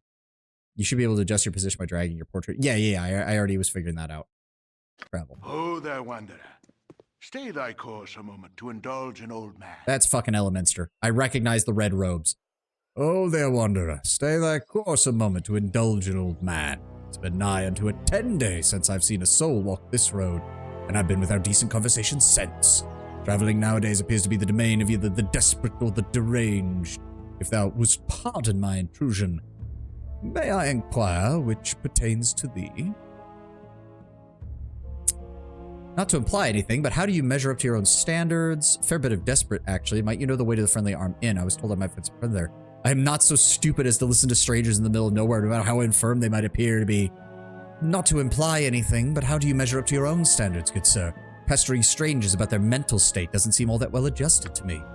Point well taken, and thou hast answered my query most adequately.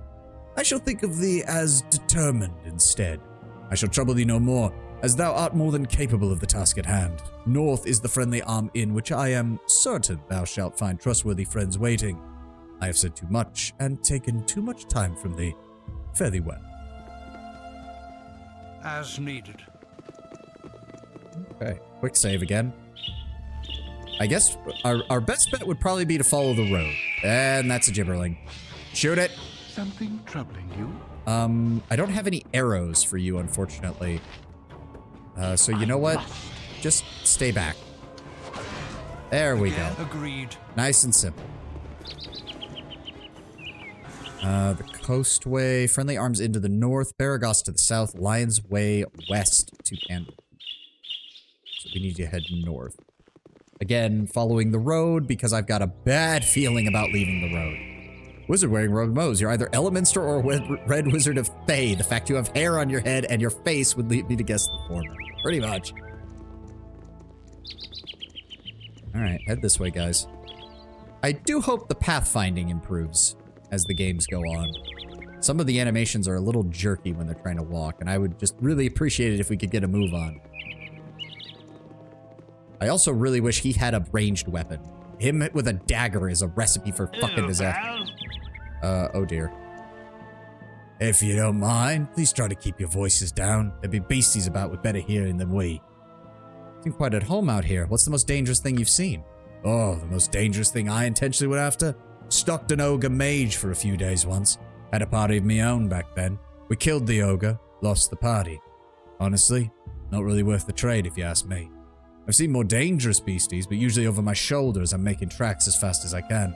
No shame in running when your life's on the line. Off with you now. I got meat to catch. Alright, so a local hunter. Let's just get to the Friendly Arms Inn. Games of this era is like that. I know. I'm not... Okay, that actually got us through pretty quickly. It's gonna take us 8 hours to arrive at the Friendly Arms Inn.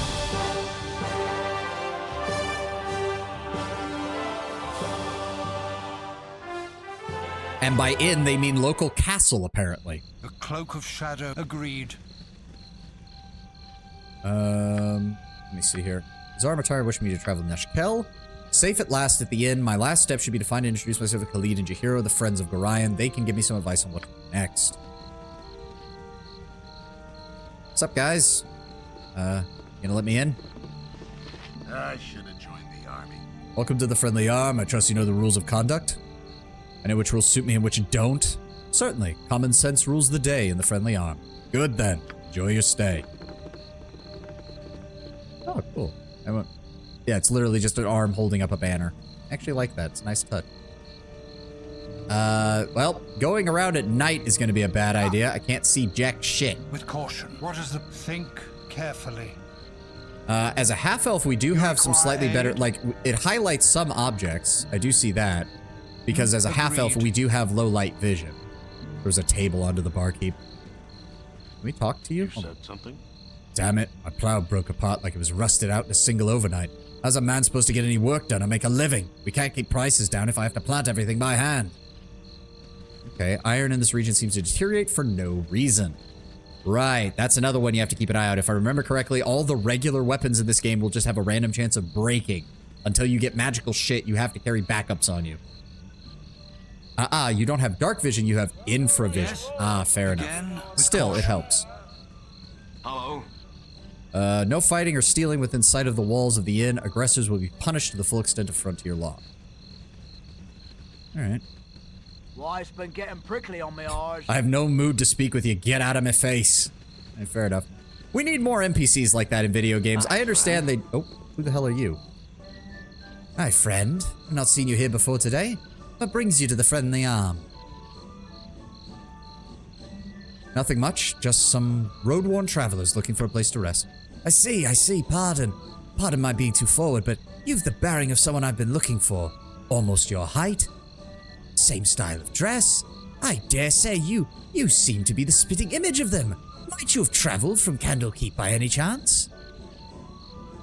Candlekeep? Never heard of it. Really? I would beg to differ. You fit the description. So I think I'd be safe to assume that you're the one I seek. Don't move. I have something for you. Yes, I can see that. Kill him. And he's got magic. And I still have not replenished my spells. Oh, no, wait. What? Alright, well, hit him with the magic missile. There we go. He's injured. Hey, Imowen, are you please shoot him? Imowen, are you... Attacks tarnish, critical... what the fuck just... Oh, he cast some kind of oh, yeah, it's a horrifying effect. Can you... Let's try Draining Touch. There we go, he's badly injured. Imowen is still running away. And Jar is dead.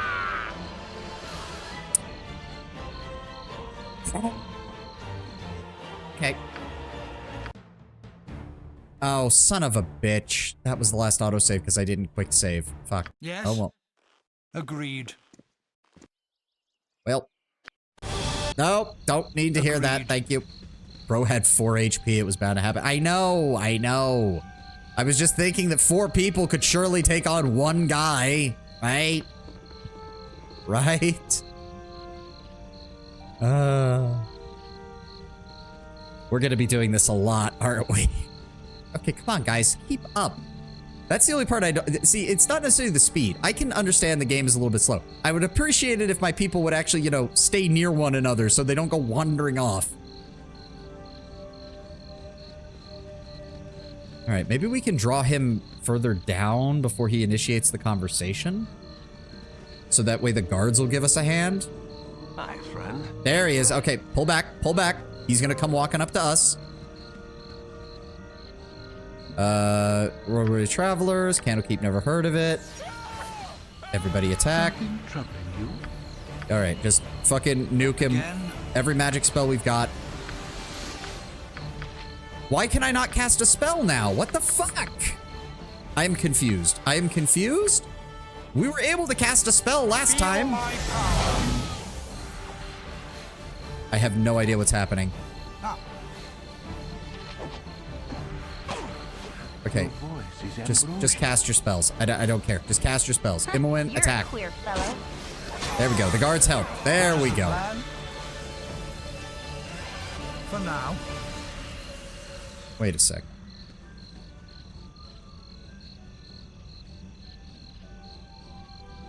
Yeah, it says I attacked him, not that I cast a spell. So why did I not have a spell slot? That's weird. We have another belt. We have... Shadows oh, no, wait. over the land. Let's see. Quarterstaff.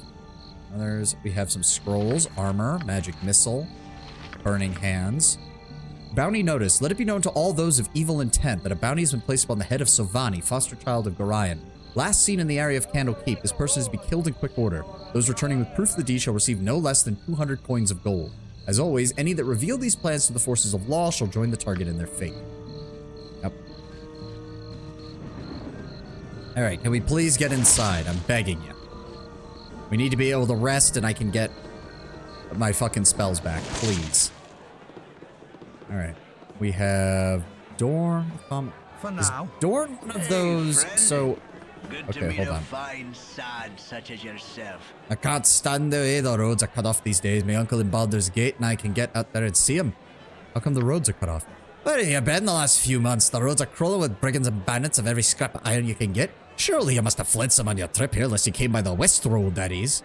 Good and evil are such forces in the setting that it's outright announced when people organize. Well, to be fair, most declarations like that are usually done through, like, the Assassin's Guild, which is explicitly an evil organization that worships an evil god. So it's not like they're trying to hide anything.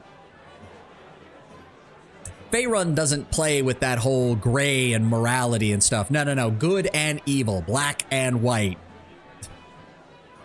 Say what you will. There's some refreshing simplicity to it. Well, why is the West Road still open? Ah, if there's a book shortage, that road to Candlekeep will be the most dangerous place in the realms. I assure you, but these folks are after metal, so they're sticking mainly to the larger trade routes between Baldur's Gate and Amn. And guess what? This here inn's stuck in the smack dab middle of it all. I think this is one of the new extended edition companions. And if I recall correctly, he's also another Evil Aligned companion, so we're probably going to deal with that. We're probably just going to get with it. Why is your name Whelp? Look at these folks in tankards. Iron shortage shows no mercy on drunks and gourmands. Whatever could be wrong with a fork in a tankard? Oh, they be made of iron, but they bend under the weight of this inn's meager offerings, and the handle breaks off of me tankard to spill this rat spit of an ale into my lap. Aye, Nessie, get me another. Nope, there she goes. Where? There's a lot of people with names around here. There's Khalid. Ah, a new face in this cloistered place. Stand by my side. Let's talk for a while. Well, what brings you here? I'm an apprentice blacksmith under Terum Ferurum in Beragos. With the iron situation being what it is, however, I thought I'd better head elsewhere. Waterdeep, maybe. Terum's having enough trouble making a go of it as it is. Dorn is an enhanced edition character. He's also the only half-orc companion, being the half-orcs having the role of monsters in 2E at the time. Yes.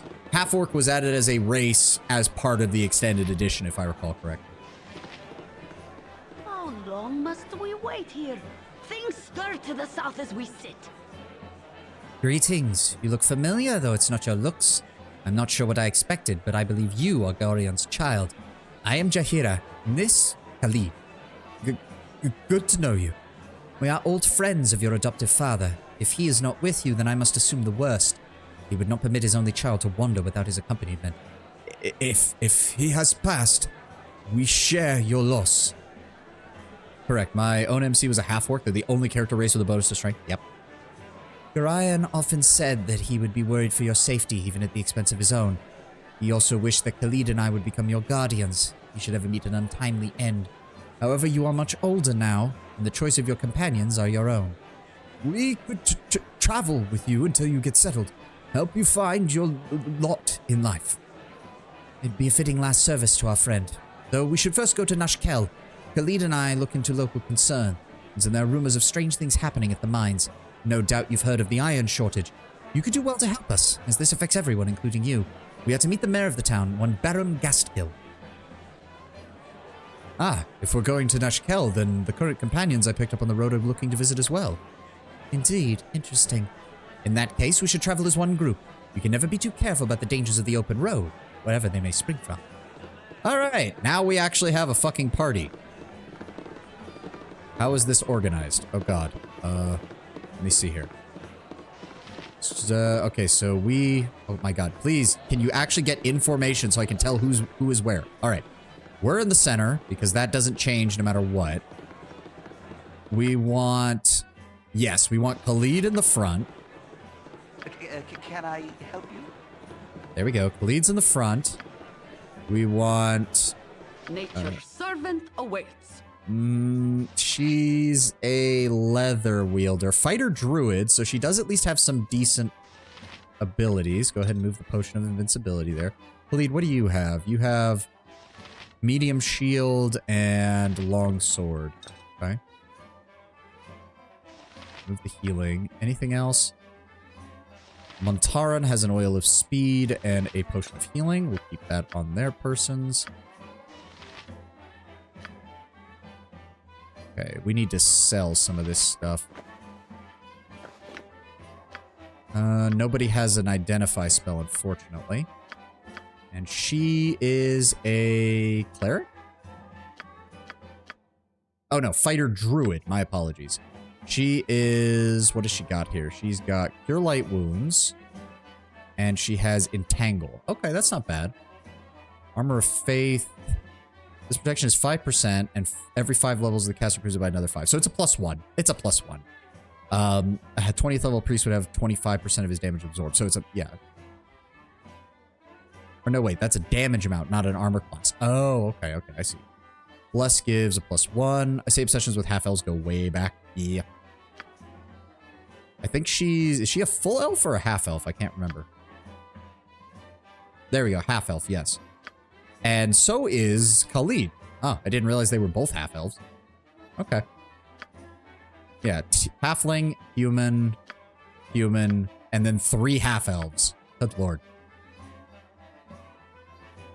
I think they're the only race in the game who can multi-class fighter druid. I believe you're correct. Alright, we're keeping the... Oh, wait. These stack? Hold on. Oh, they stack. Okay. Well, if that's the case, let's go ahead and give another healing potion to him. Let's keep that on there. He has an armor class of 4, but his dexterity takes it down by another 1, medium shield by another 1. So he actually has a very good Thaco. Or he not Thaco, he has a very good armor class. So yes, we want Khalid out in the front. What is his stats? 15 strength, 16 dexterity, 17 constitution, very nice. So yeah, he's not going to be doing as much damage because you really need 18 strength to do melee damage.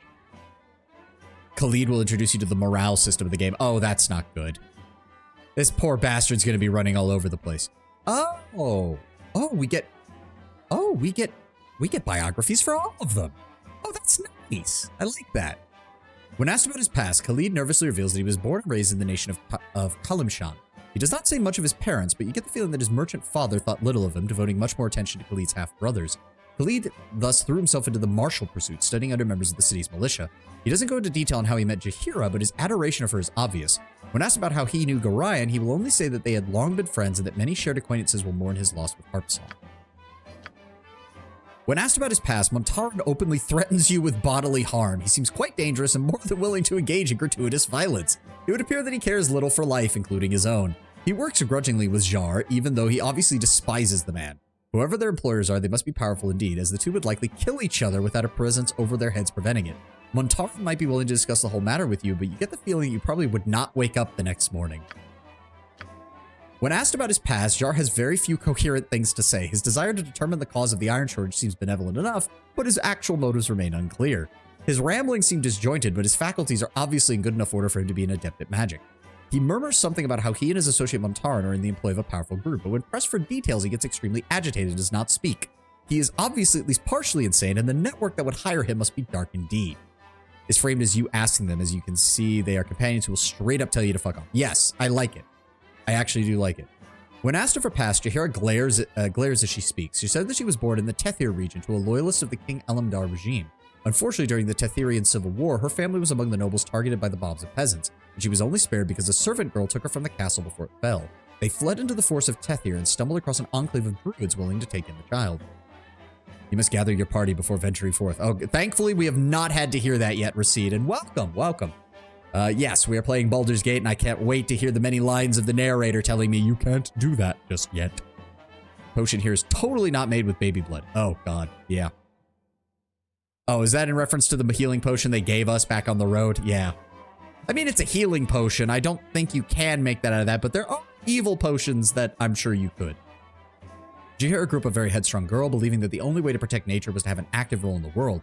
She seems to have little in common with Khalid, even though her manner is often confrontational, she apparently cares deeply for him. Her admiration of Gorion is obvious, and she plainly states that whoever was responsible for his death will suffer an equal fate. Alright, so she's not messing around.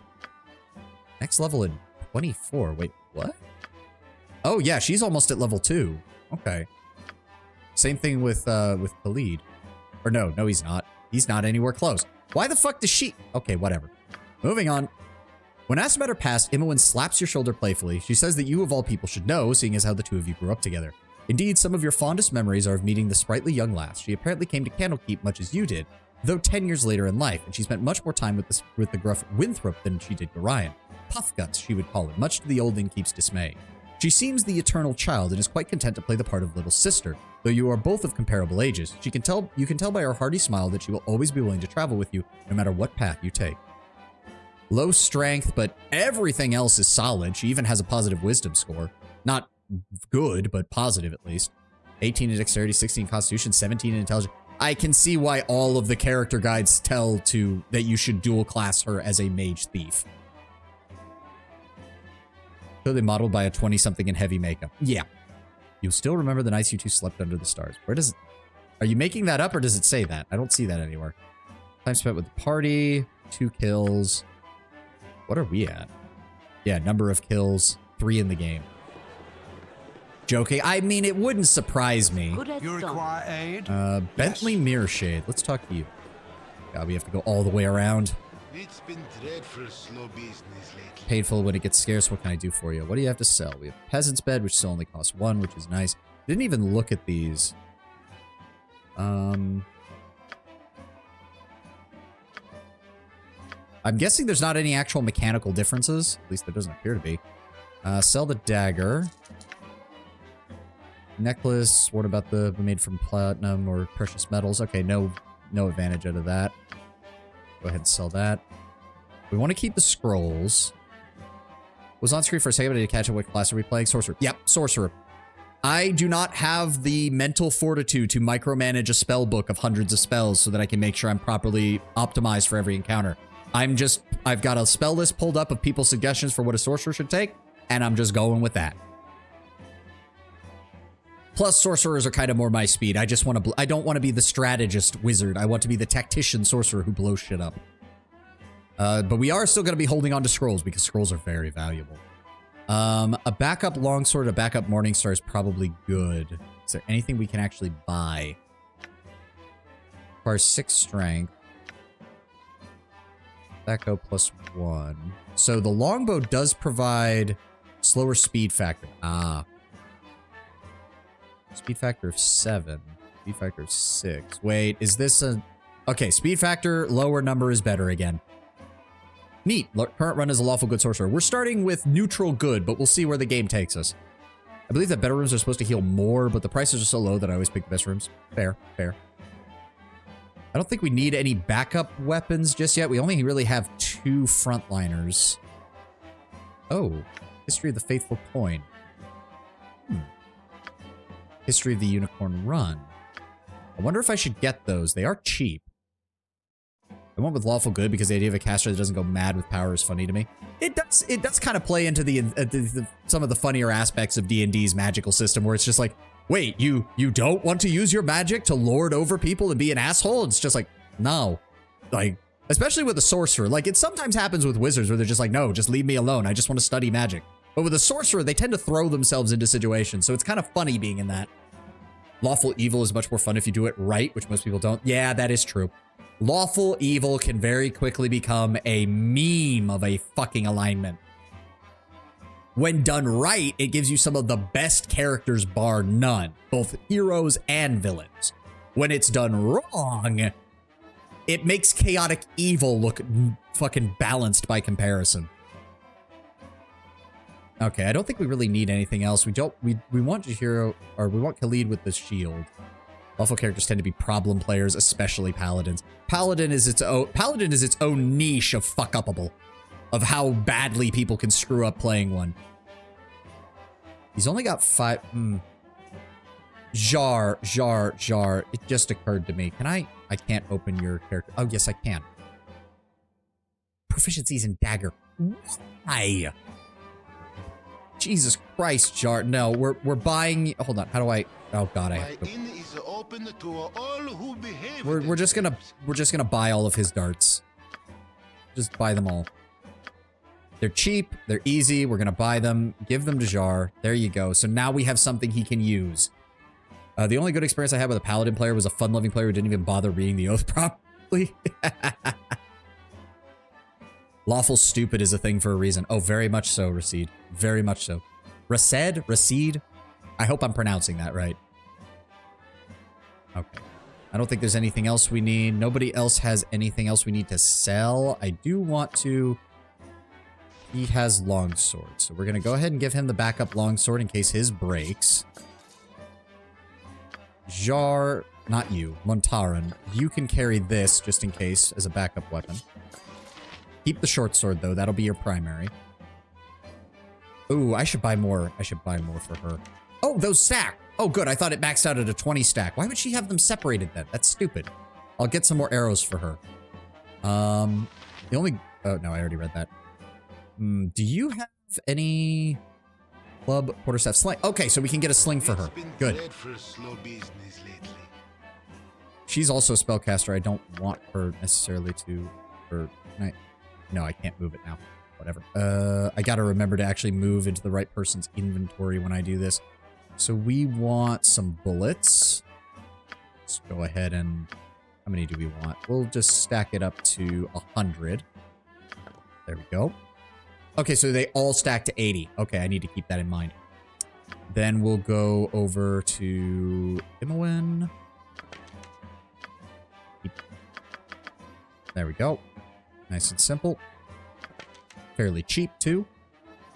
Whatever they want, but it's definitely short E. Rased. Okay. I'll try to keep that in mind. Thank you for joining us. Did we need anything else? I should probably get a ranged weapon for everybody now that I think about it. Let's see here. Short sword and sling. Okay, we need another sling. We need a longbow for him. All right. All right, we're working on this. We're working on this. Go ahead and give her the sling. Give her that as a quick weapon. Can you please equip it? Why are you not equipping it?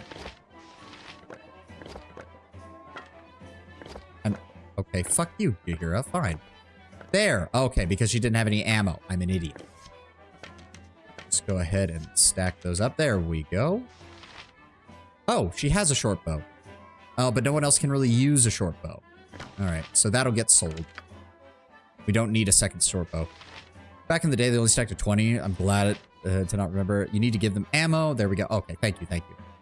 Sorry, I'm trying to keep track of everything. Still fairly new to this. So I need... Unfortunately, the problem is... yeah. Oh, that would... Okay, so we can sell the short bow at least. We don't need that. I have plenty of darts. I don't want to sell any of our scrolls. Nobody else had anything else we could sell.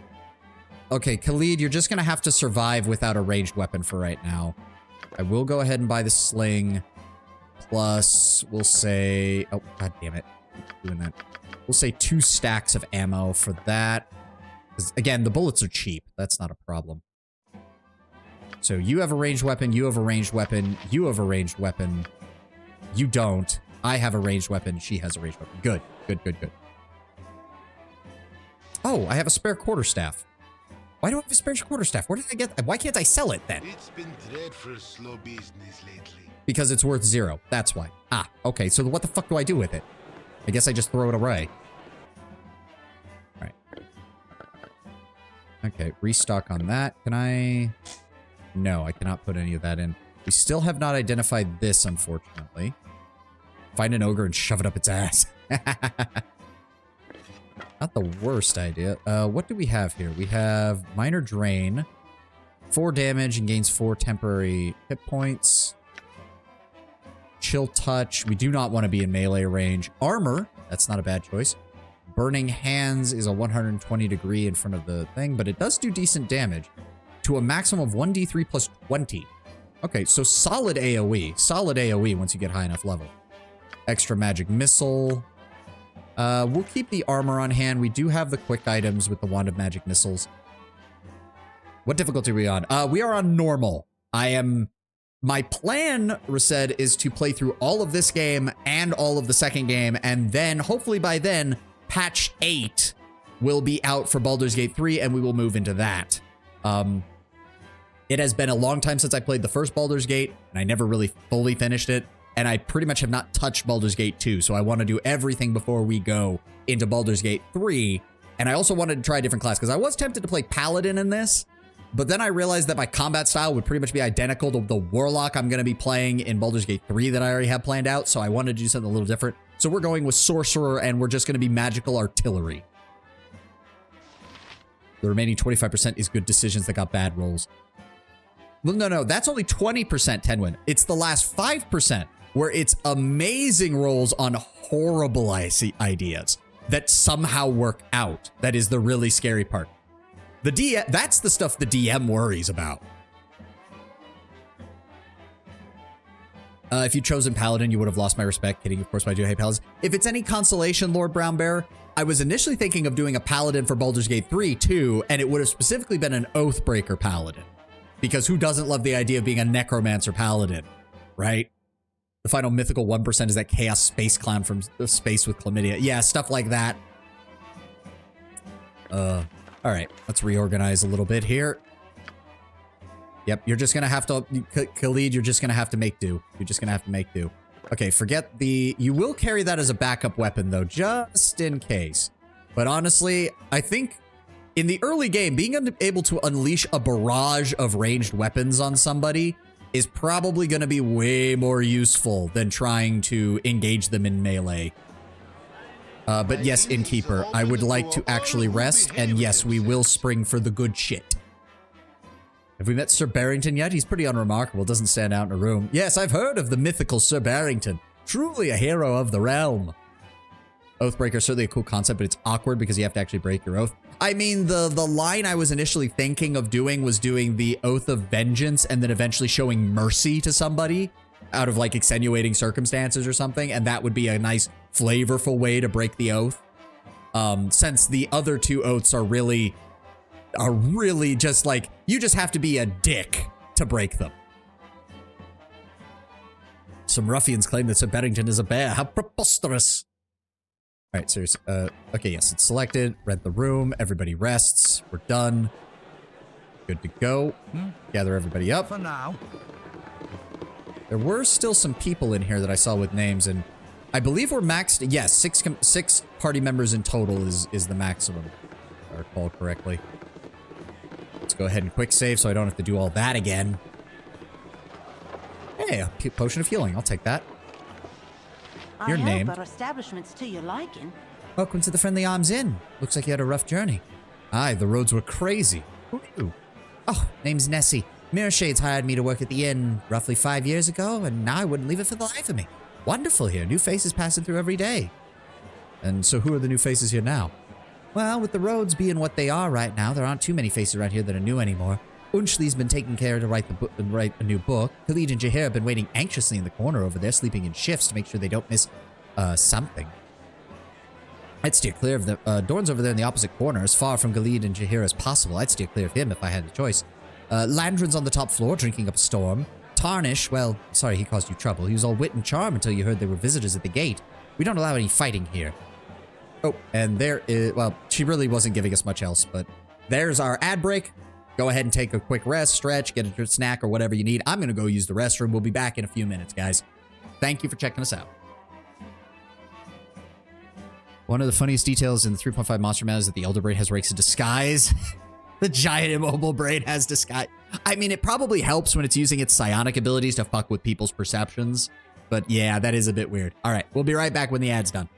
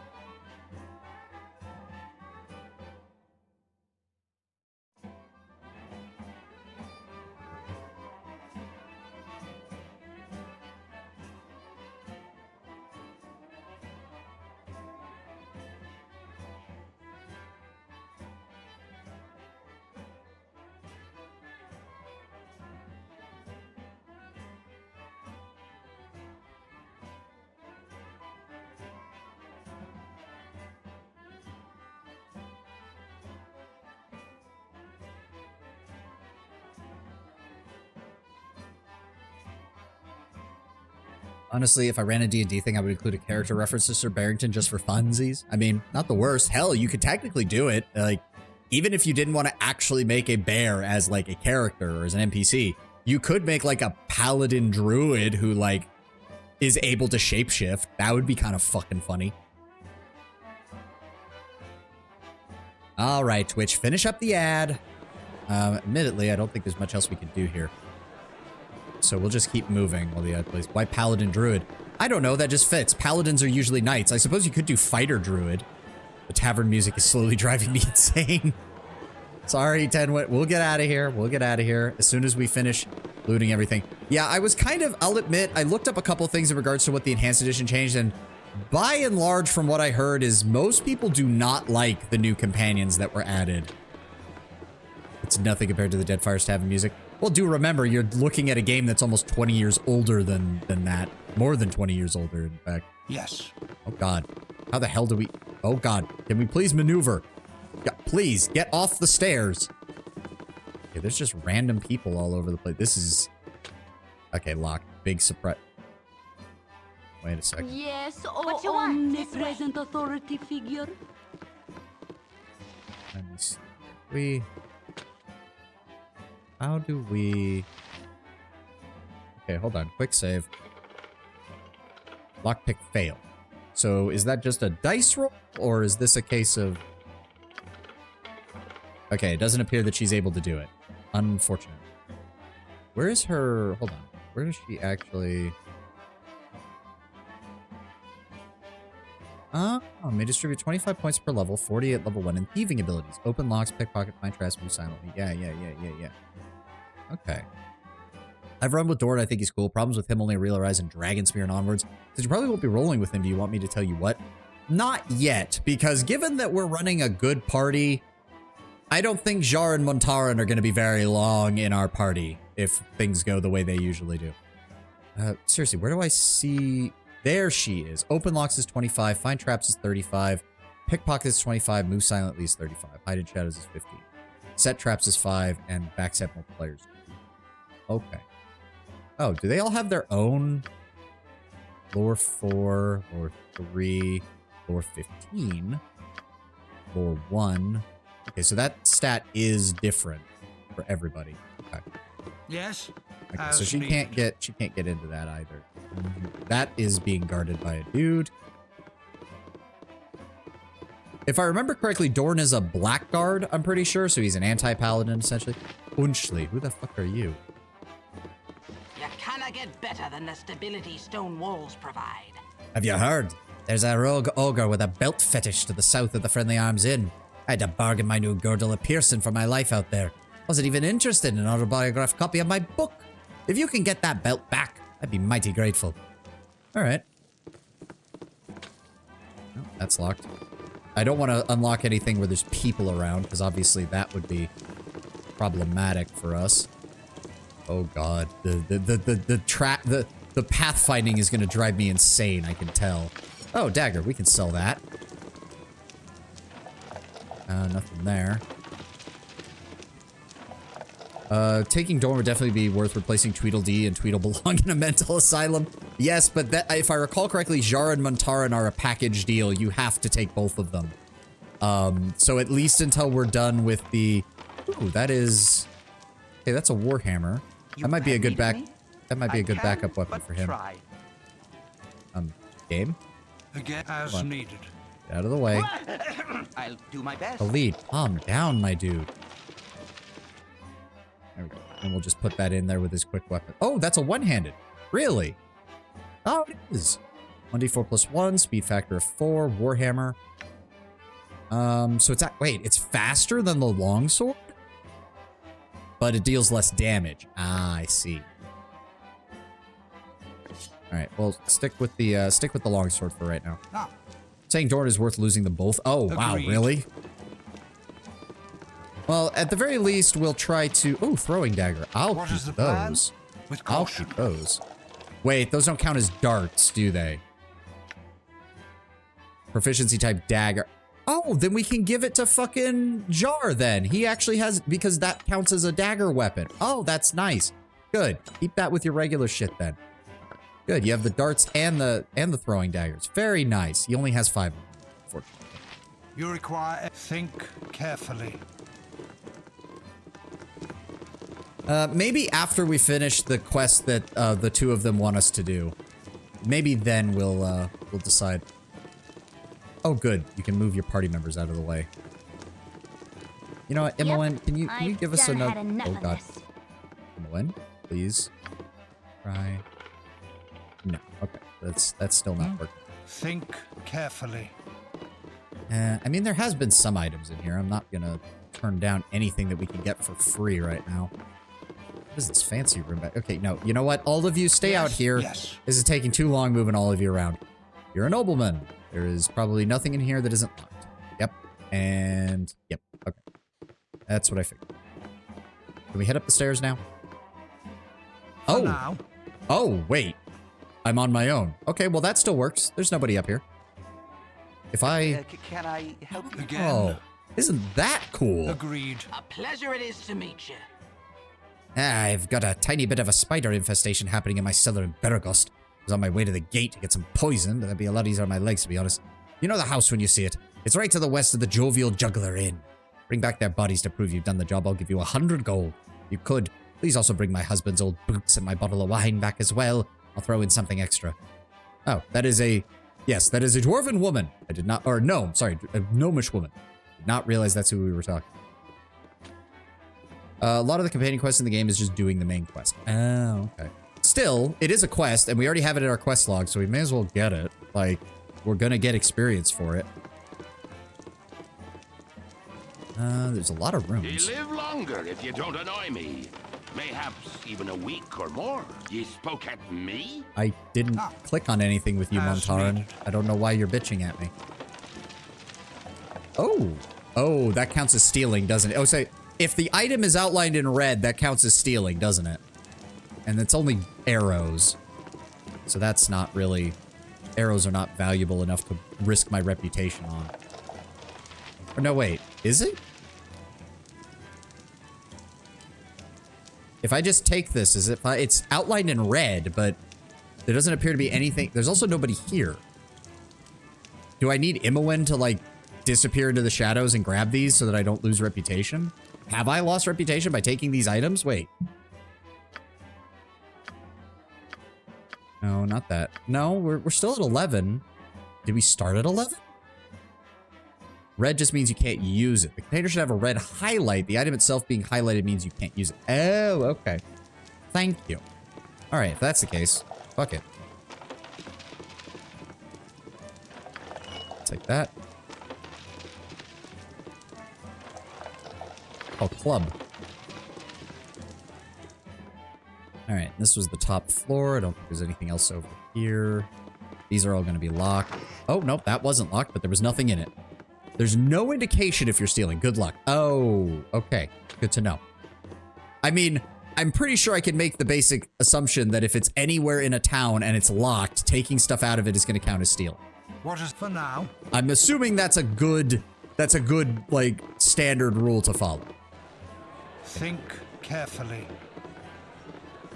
Okay, well, we rested up. Everybody should be You good require aid? spell-wise. Yep, we got our casting of everything. At any cost. Okay, For now. so I guess we head to the south, then. I guess we could check out the rest of this area, see if there's anything else we need to investigate. Hold on, just turn this on. Oh. You are welcome here in Garl Glittergold's sight. I like the music in the temple. A bit of respectful coin. We can cure what ails you. No, I'm just looking around. I don't have much money, and I don't have anything I need from you guys. That doesn't appear to lead anywhere, and there's nothing else in here. Okay. Fair enough, game. As needed. Why is everybody standing around out here?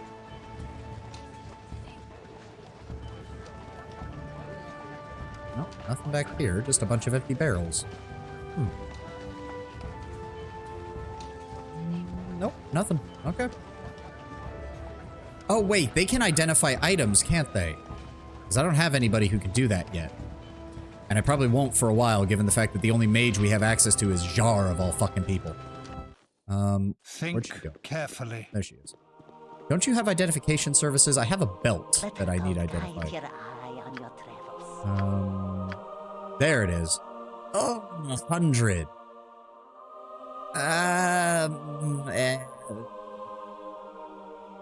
Fuck it. Ooh. Trimmed in the fur of a polar bear, this sturdy belt is tooled with images of blue moons and white ice flows. The wearer is immune to all cold-based effects, but suffers double any fire damage. Unfortunate given the number of fire spells that many mages know in this universe.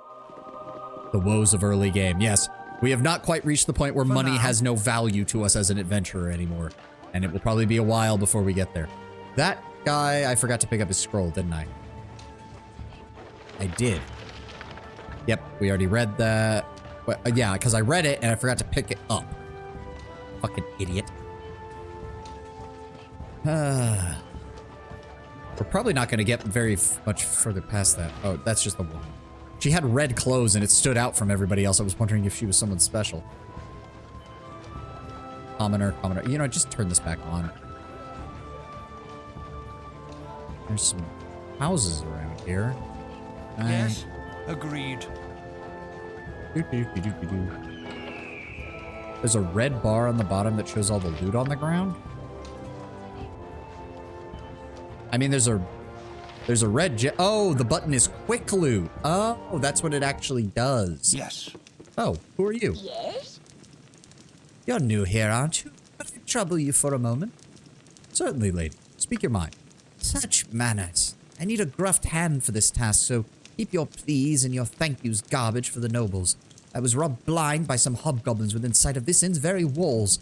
I need you to return the favor. They took my ring, and that's all I want back from them. Will you do it? I can help you with this. Thank you. The creatures are north of the inn. I swear I could almost see them from its upper rooms. Bring my ring back wherever you get when you get it. You'll know it when you see it. It is a flame dance ring and very striking. Cool. Locked. Nothing in there. Nothing in here. Okay. Alright, we're just picking up quests, getting everything in order. I'm pretty sure I remember a lot of the early quests in this area are actually, like, much higher level.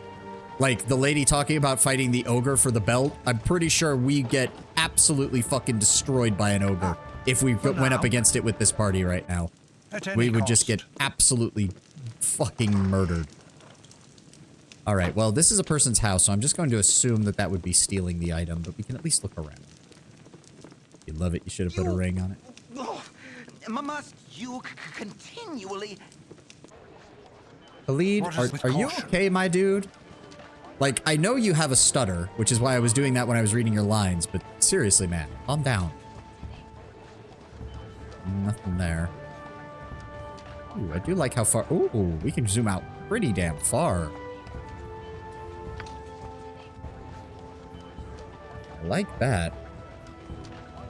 You could just send Zar and Mani at it if you want to fight an ogre. I mean, yes, but then we fail the quest, Lord Brown Bear.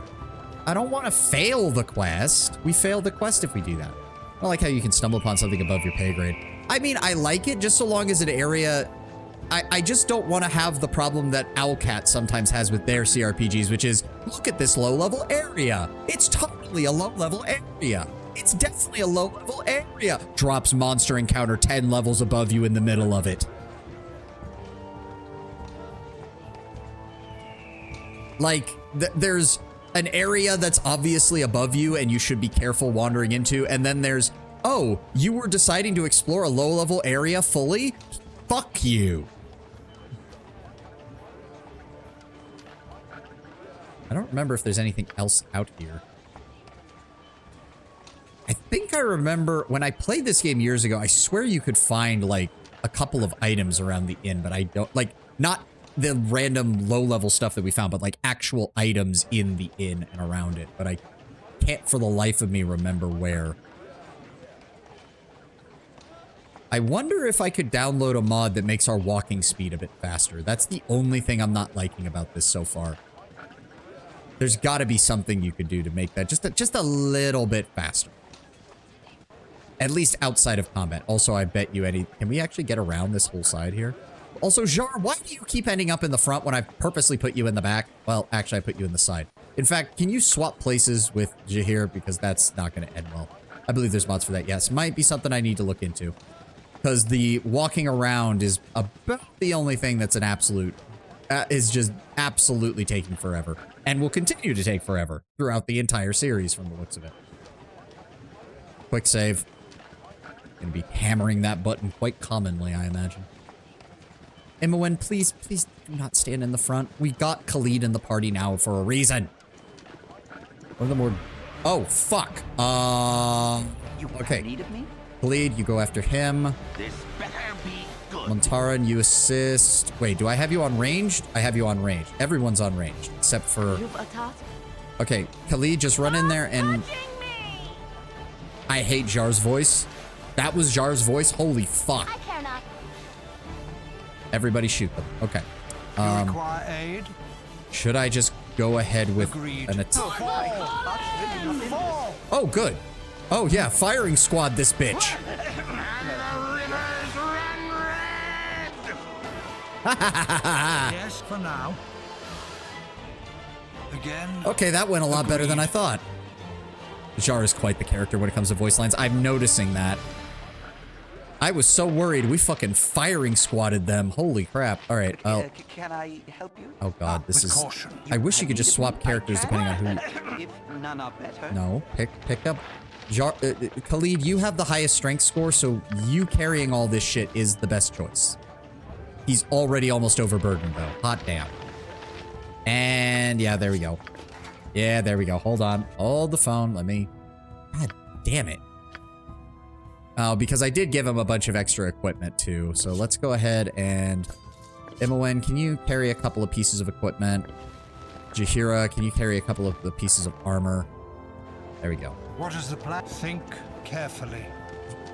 Okay, so yeah, the firing squad tactic seems to be the way to go for the early game. Get one person out in front who can draw the enemy's attention, and then everybody else just line up and shoot them.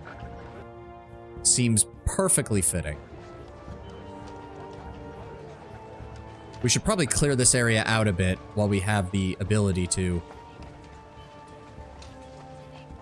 Those hobgoblins didn't have the ring, though, so there must be more of them around. That does have me worried. Admittedly, clearing them out is still probably a good idea. Let's see anything around here.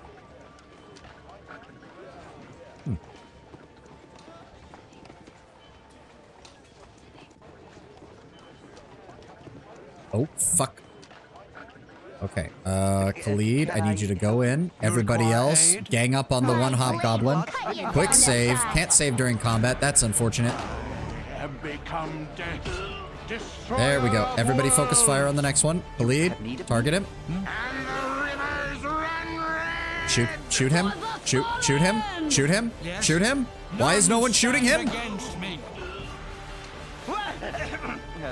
Yes? Everybody shoot the other guy, please. No. There we go. Okay. With caution. Become death, destroyer of worlds. I'm not a huge fan of the firing squad tactic, but I'm just a sucker for doing things the way that feels right. I mean, if it works, it works. And at this point in the game, I've got 1, 2, 3 people who have been one-shotted at some point or another by the game's combat system. Half of our party has already at one point or the other just gotten gibbed by a single attack. I'm not taking any chances right now.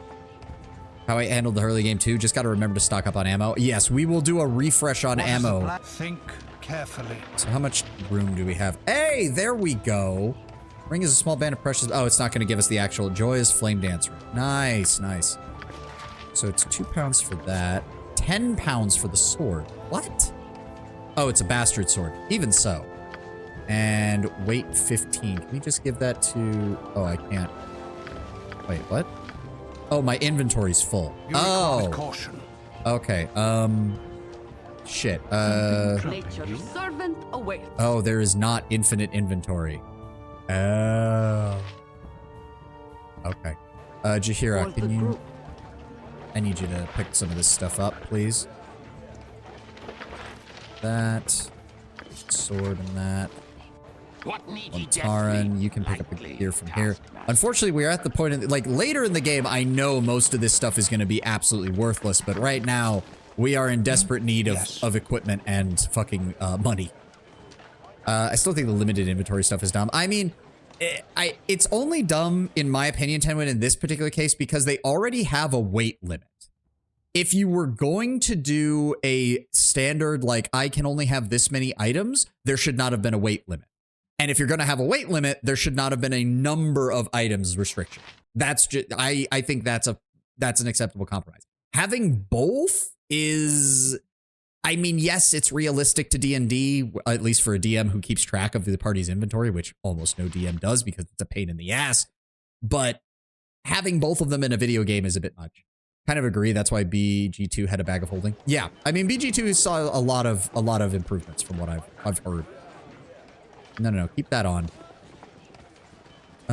Okay, let's keep to the road right now. See if maybe we can get back. Oh, is there a back door? Or do they close the back door because there's hobgoblins over here? Okay, please, Khalid, stay in the front. For the love of God. You've done perfectly. You literally just stood in the hobgoblin's way and we shot him full of... Okay, there we go. Oh, holy damn. Good shot. Who the fuck? Montaran, holy fuck, man. Shoot. Czar, what are you doing? Oh, you used up your throwing daggers. That's why. All right, well, use the darts. In CDDA, they keep track of inventory space down to the length of the container. Can't stuff a baseball bat into a backpack. Yeah. I'm not surprised. Oh, right. My inventory is full. God damn it. No, not everybody move. Ye spoke at, I'll do your toil. Cataclysm Dark Days Ahead. It's a ASCII style game. I don't know how much more room he has. Ooh, that's... Okay, it's not affecting him just yet, but he is almost full on inventory and space. Okay. Just stick near the walls for now. We don't need to fully explore everything. This game is going to take time. I think we all just need to accept that. I need to accept that, most importantly.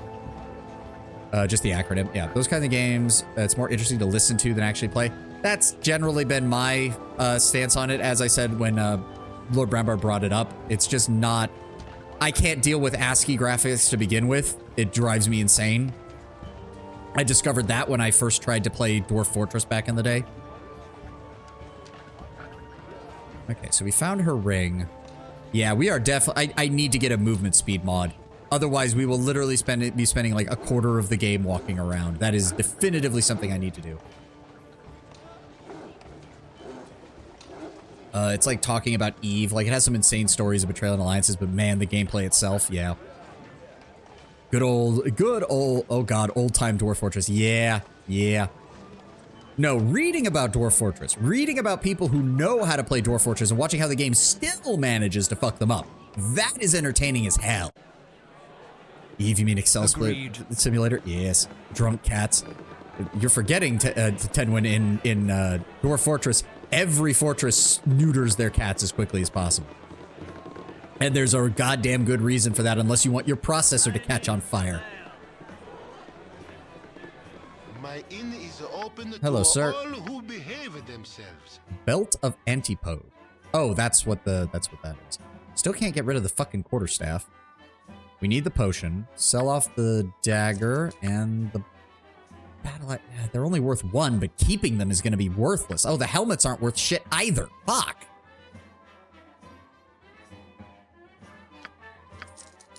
The bastard sword. That's a two-handed weapon. No one's really using two-handed weapons right now, so... I describe it as capitalism simulator because Excel simulator doesn't count for human greed. To be fair, it's Excel simulator when you're in 1.0 space 10, when it only turns into capitalism simulator when you venture into nullsec and accept the fate as a cog in the anarcho-capitalist hellhole that is zero sec space Eve play. All right. Oh, we can select multiple items. I wish I could just give him the zero cost so that way we could get it out of our fucking inventory. Waterstar Gem, also called Acarite or colorless tourmaline, is rare in the realms. The stone is riddled with flaws and exclusions, and hence only a small portion is fit for cutting. Well, it's still sellable. That's fine by me. Helmet, leather armor, bastard swords. Yep, we don't need any additional leather armor. I think everybody's already set on that. Now, we made a little bit of money off that. Oh god, even the leather armor isn't worth jack shit. we're getting a different price. Oh, because when I'm selling it from their inventory, it counts as using their charisma for the sell check. Oh.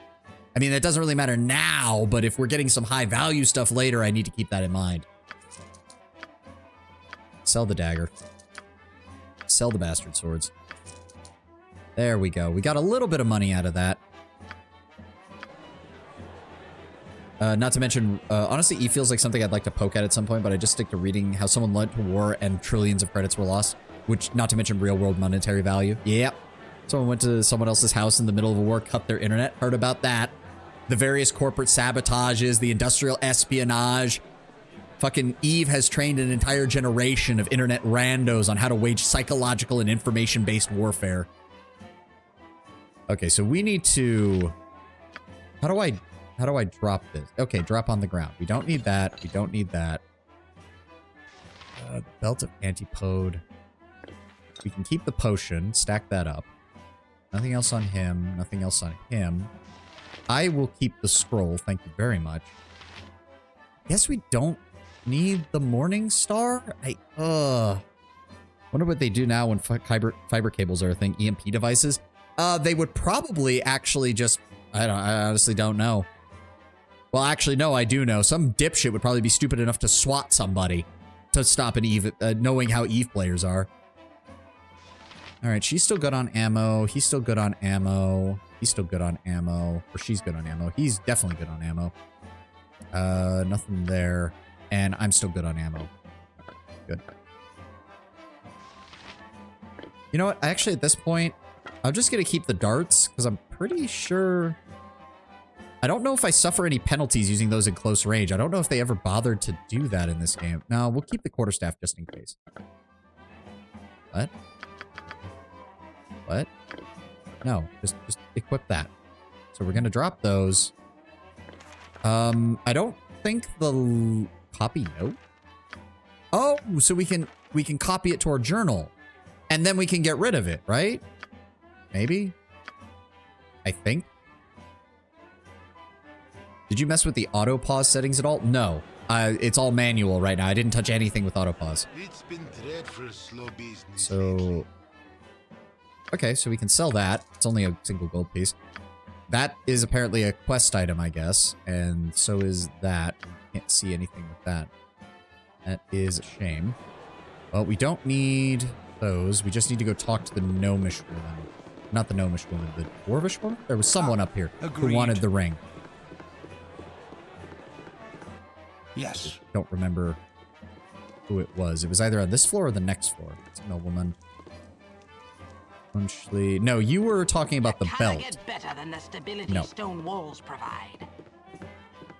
You may want to check if the notifications are on for when you break a weapon, because you may not notice otherwise and have your frontliners flailing at enemies with their hands. Agreed. Yeah, that sounds like something I should probably deal with. A stout hammer will fix most any bandit. You have none of my possessions at the Wait, what? What are you talking about? Hold on. I am to return a ring to Joy. It is a flame dance ring stolen by some hobgoblins just north of the inn.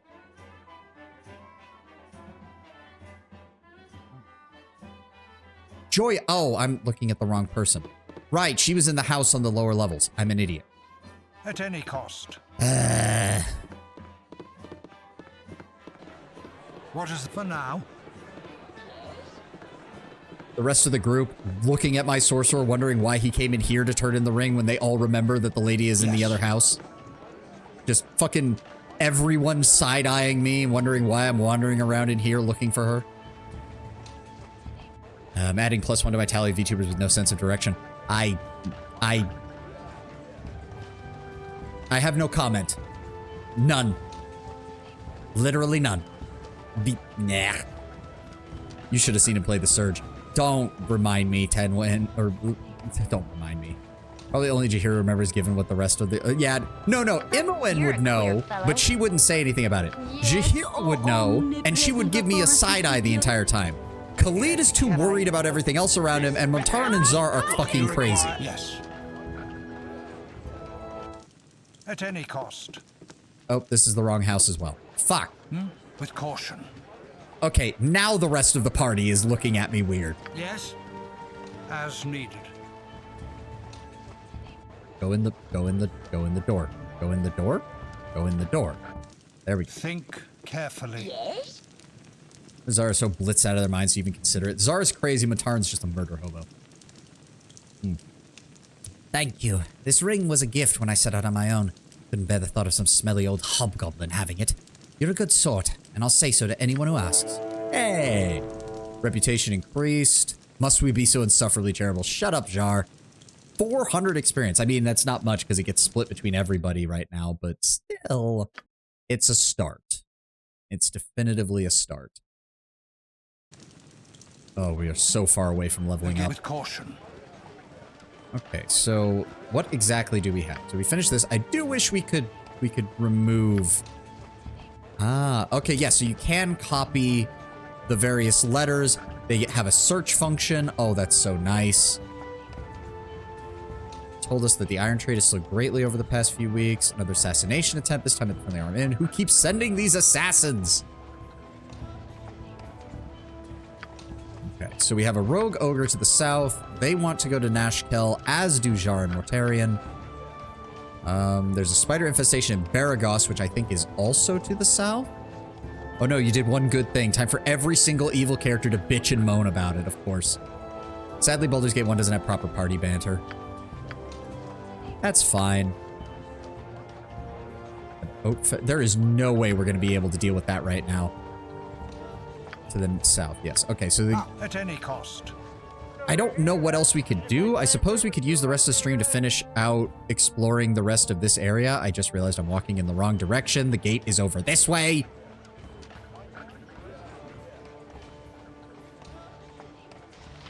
Maybe there's a...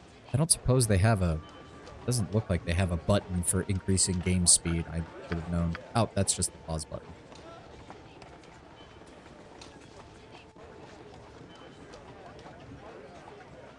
Butterfly. Yeah, let's just finish up exploring the rest of this area. It's probably going to take us most of the rest of the stream, but I consider this a good start. We managed to get a full party in the first stream, and we've got our major quest that we need. And we've only had to reset... I should get a counter. We've had to reset, what, 3 times? I've gotten one-shotted, Imowen's gotten one-shotted, and Jar has gotten one-shot. In fact, you know what? Hold on. I have a notebook over here I can use. I'm going to start keeping track. I need a pen. I need a pen. Hold on. Let me find a pen.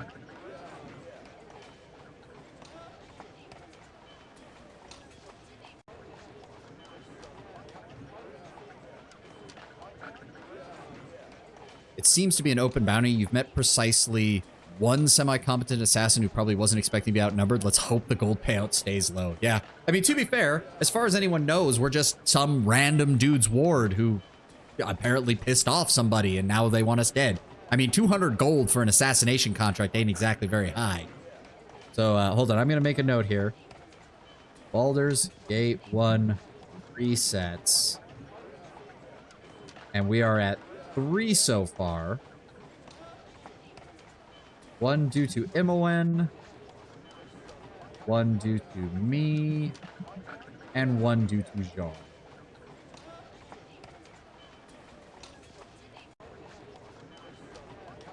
See where we're at as this continues. 1 accidental? Which one was the accidental one? I'm surprised those bozos can actually kill somebody. You technically did accidentally reset in Candlekeep. That's a reset, not a death. And that was entirely because the fucking quick load button existed. I'm not used to games having a fucking quick load button exist that in a random spot that isn't like F10 or something.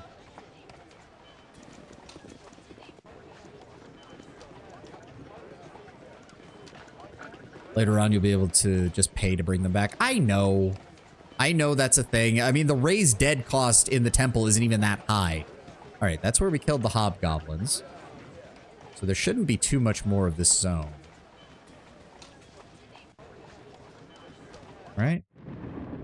Yeah, no, we've got the... Oh, great, it's raining. Imagine paying money when loading is free. Yeah. Oh dear, the sound effects for the rain are very... sound like they're half working only. That's not a good sign. Okay, so it doesn't appear that there's much else over here. All right.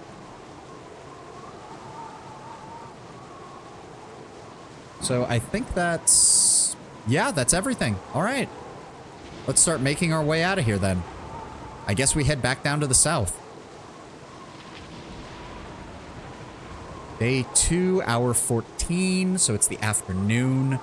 Oh, that means it's going to be nighttime when we arrive in the other area, isn't it? Oh, that's going to be bad. Oh well. Quick save.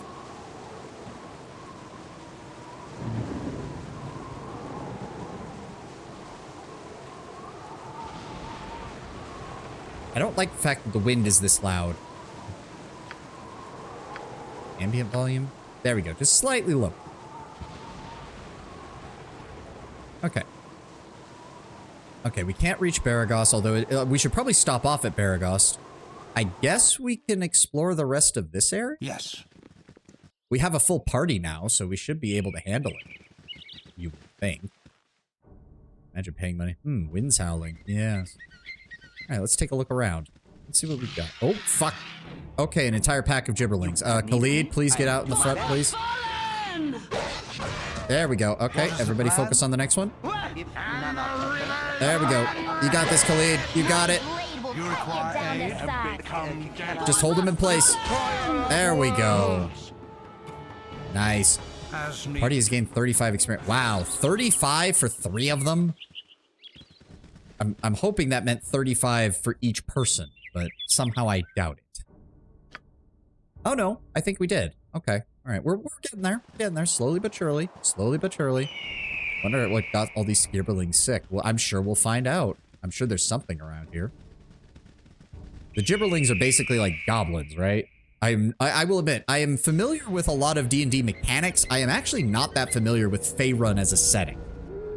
Aside from it being like among the most generic of the generic fantasy settings. At least now. I know it used to have way more interesting things in the past. 5th edition very much like streamlined a lot of the lore aspect. Well, 5th and 4th edition. Oh. Oh shit. I didn't even notice you. Good shot, MON. Good shot. What is that? Oh shit, fuck! Yes, think carefully. You have need of me? Again, for now. Didn't even notice the wolf. There we go, lock him down. Lock him down. Everybody shoot him. Everybody shoot him. There we go, good damage. He hasn't hit Khalid. We're doing good. It's near death. Nice. 65 for that one. At any cost. Okay, but seriously, what was this? Oh, a ring. And I'm guessing... Okay, yeah, we don't have the ability... Nobody has a high enough lore skill to automatically identify it. Unfortunate. What is the plan? Agreed. Oh, there's nothing else there. Okay, that's fine. I've never seen a gibberling outside of this video game, so I honestly don't know. I mean, they kind of sound like it would be something. Maybe they're a fey creature of some kind. There are, like, chaotic, neutral fey creatures that occasionally just pop up in D&D settings that just fight things for no reason other than they can. Oh, this looks... What is this, a plateau? Go up on top of here.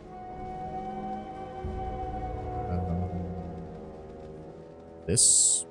Interesting. This leads to the very edge of the map, doesn't it? Oh my god, how much... Wait, how big is... Holy fuck, this place is big! Okay, I did not realize that this second area was this large. Of angry short humanoid, and a lot of them were cut out by the time of 5th edition. That is true. 2nd edition's monster manual had a lot of redundancy in it. Nowadays, they're just like, oh, just reflavor a goblin stat line if you really need something different for a small humanoid. Okay, well, there's nothing up here. This just led on top of a cliff where there's nothing up here. Okay. All right, back us over this way, I guess. I do like the exploration because I will admit, the one time I did play a good chunk of Baldur's Gate 1, I didn't do much exploration because I did not understand CRPGs at the time. Like, I have not touched this game in a long time. Oh, fuck. Oh, that one is... These guys are not... Oh, dear. How did we get on top of here without getting noticed before? My blade will cut you down to size. Okay, badly injured. That's good. Focus fire. Destroyer of worlds. Focus fire, guys. Come on. Come on, Khalid. You're doing fine. Just keep them there. There we go. Okay, everybody focus on the uninjured one. Khalid, focus on the badly injured one. There we go.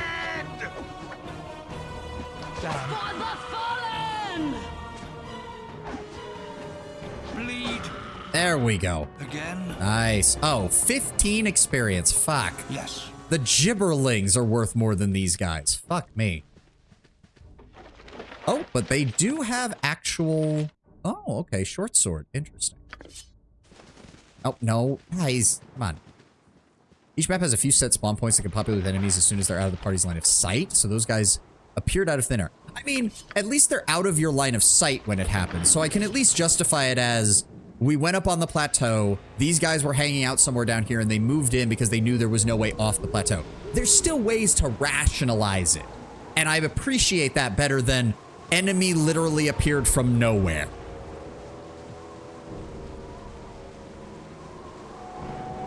Okay, so we do need to be careful. I'm thinking we explore this portion of the map first and then head that way, because it looks like that direction might have more enemies. Also, I guess I should ask, do enemies respawn in this game? It's ridiculous because you take a step back to a spawn point, enemies are there despite not being there a second ago. Oh, okay, so sometimes it is a monster closet, basically. But at least they're trying. I'll give them points for that, especially given the age of the game. I will give them props for trying. Enemies don't respawn. Okay, good. So once I clear a map, it's cleared. I like that.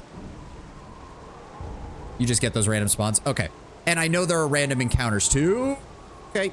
Yeah, like these guys. So they weren't here when we first moved through the area, but now they are. All right, focus. There we go. Another one. Destroyer of worlds. There we go. See, Khalid, you're doing such a great job, dude. I know you're nervous and everything, but you're just standing there taking the hits, not getting injured, and we're just picking them off one by one. There's rarely a reason. Speaking of bandits, god damn it. Oh, they have ranged weapons. Oh, this is... Okay, good. Good. Khalid, get up there. I need you to... Khalid, please, keep moving. There we go. What is the plan for now? Oh, okay. Let me see what we've got here. Looks like armor. Oh, what is... Bandit scalp. Worth money to the right person. Okay, okay. I'll take the money. I'll take the scalp. Hold on. Yes. I want to break this up. You've attacked as good as Jahira, done. if you'd be so kind, I want you to grab the armor. And is that a short bow? It is a short bow. All right, that's fine. Just grab the rest, and then I'll grab the headpiece. Agreed. No, Jahira, please get off the body. Yes, for now. There we go. Second bandit scalp. That's everything. I'm gonna give the swords to Montaran to hold on to for right now. Thank you. You hold on to our backup weapons, buddy. Again. Right. For now. Rarely a reason. Yeah, so like all these guys weren't here the first time we went through here, but now they are because they've repopulated in. Again, it's not the worst as long as like... Well, I guess that does mean I need to do a full clear of a map and actually like backtrack through a lot of areas because otherwise there might be enemies that we didn't see before. That's a little unfortunate. Still. This will probably be a lot easier once we actually get a movement speed mod so that I can move around the map a little bit fucking faster. We should also move south because we do need to clear out the road leading south so that we can get to Baragos.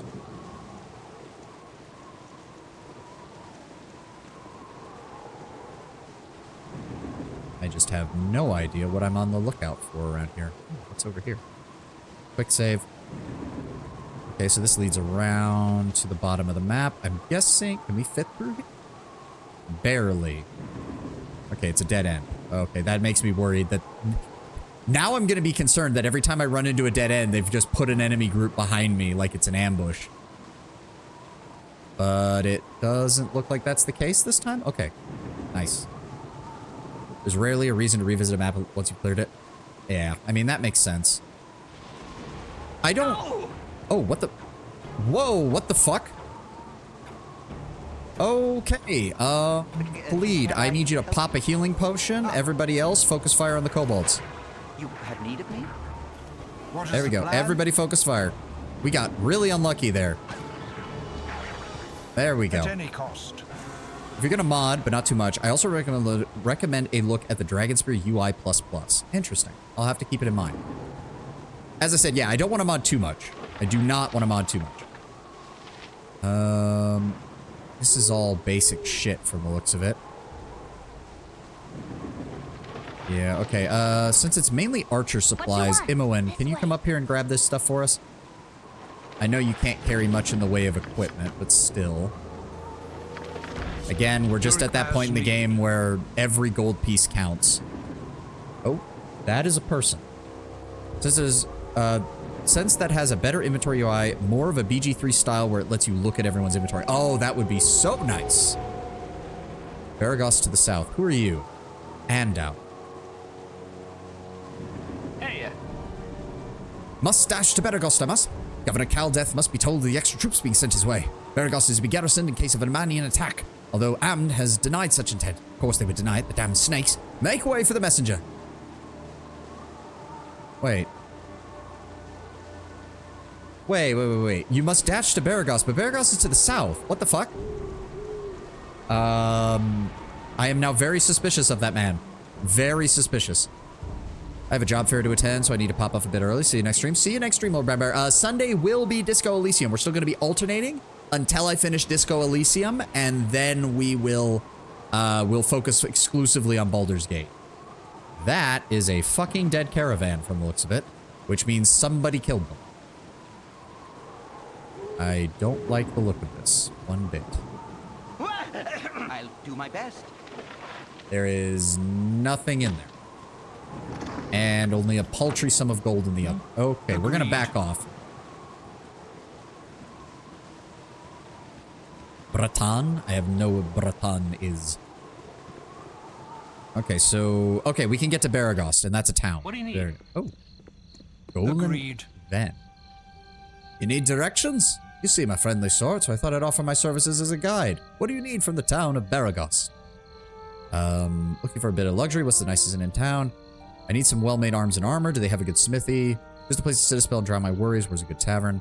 Certainly, if you could direct me to an affordable inn, I would most appreciate it. Oh, we have many inns for the frugal adventurer. The Red Chief has basic rooms, though the clientele is a touch rowdy.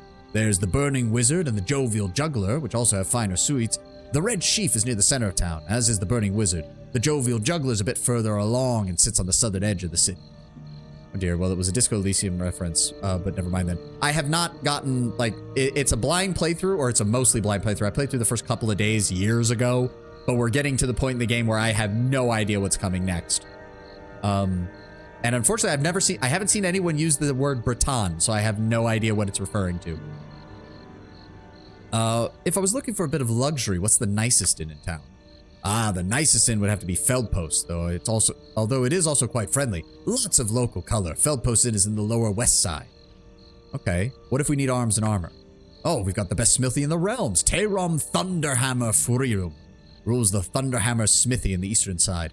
He's a few exceptional items as well, though you could also check out Feldpost Inn. They carry trophy items, though you'd best be rich as kings. Feldpost Inn is in the west, closer to the south edge of town. Okay. And if I just needed a place to sit and drown my worries, what's the best tavern? Burning Wizard and the Red Chief in the center of town. Yep, they all serve you well. Alright, good to know. Thank you. Golan Vend, if that is your real name. I don't know, that name just sounds suspicious. Golan Vend. I'm reminded of the Emperor talking about Goj Van Dyer. You gave it to the most evil-sounding man possible. G-O-G-E Van Dyer. Okay, so this town does not have walls, or it doesn't have walls around everything, from the looks of it. It's a much more open town than the inn that we passed by. I can't tell if that's a good sign or a bad sign.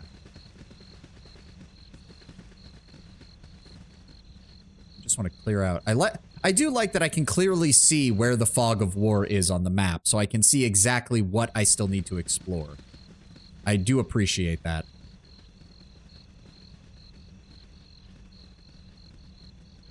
And what the hell else is around here? Okay, yeah, come on. Catch up, people. Dear Lord. Again, the pathfinding isn't even that bad, but the pace that some of the characters walk at is infuriating. Friendly Arm Inn sure is a strange place. Someone got a friggin' castle and turned it into an inn. Kind of sounds like, if I had to guess at the world building aspects, it kind of sounds like land used to belong to a high-ranking noble. High-ranking noble family fell on hard times, gets bought out by a mid-ranking family looking to make it up in the world. Mid-ranking family has roots in mercantilism, as many up-and-coming noble families did in the medieval ages. And so they decide to keep their business roots by opening an inn in the former castle while keeping it as a fortification that they can own as a land-owning property. Hello? Oh, hi. For now. What's up, kid? Mother said not to talk with strangers. You scared me. I wasn't taking anything honest. I was just checking out the house, that's all. Someone's got to watch over the place, because I'm sure they'll come back. The Grey Carts only went to Baldur's Gate to visit, and they should be back already. I'm going to wait right here until they do. Okay, kid. I mean, don't mind me. Okay, that's locked. And I don't want to do anything while kid's here. Yes. Let's just go up the stairs. As needed. Horror story. You watching horrors, a mosquito lands on your balls, and your friend, the champion power slapper, says, I got you, bro. No. Horrifying. Horrifying. It doesn't look like there's anything else in here. Wait, there's a person up here. What the hell? Interesting. It's all locked. Why is there a sleeping man here? The boy only talked about a mother, and he said that everyone else everyone here was already gone. Interesting. Agreed. This town is already making me very suspicious. What's up? As needed. Can we talk? Hey, friend. Rumors tell of a magical gate at the bottom of the school ruins, but no one knows where it leads. Anywhere, it's better than that accursed place, if you ask me. Oh, great. That probably means it's a portal to hell or some stupid shit. Nothing there. Nothing there. Okay, God, these buildings. Can you tell that these buildings were not made for a troop of 6 adventurers to be wandering around in them? Good Lord. With caution. What about you, kid? Loser, loser, loser. Oh, it's going to be one of those games where the easiest incentive the game gives you to want to turn evil is being constantly heckled every time you talk to a small child. At least they're not doing Fallout 1 and 2's thing where the kids could steal from you when you walk past them. Someone's in the house. What are you going to... Oh, you're going to get it if you don't leave. Daddy might come home and give you such a whooping. Okay, well, it sounds like your home life is absolute garbage. Also, it looks like your father's already asleep, so I'm just going to look around. Hello, History of the North, the Crown Wars. Humans immigrated in bands from the Shining Sea and up to the Sword Coast. They were seafarers striking out across the waves of the Moonshaes, Mithron, Ruthim, and the Northern Islands. Elves engaged in an unceasing war against one another, with humans and orcs taking over the resulting ruins.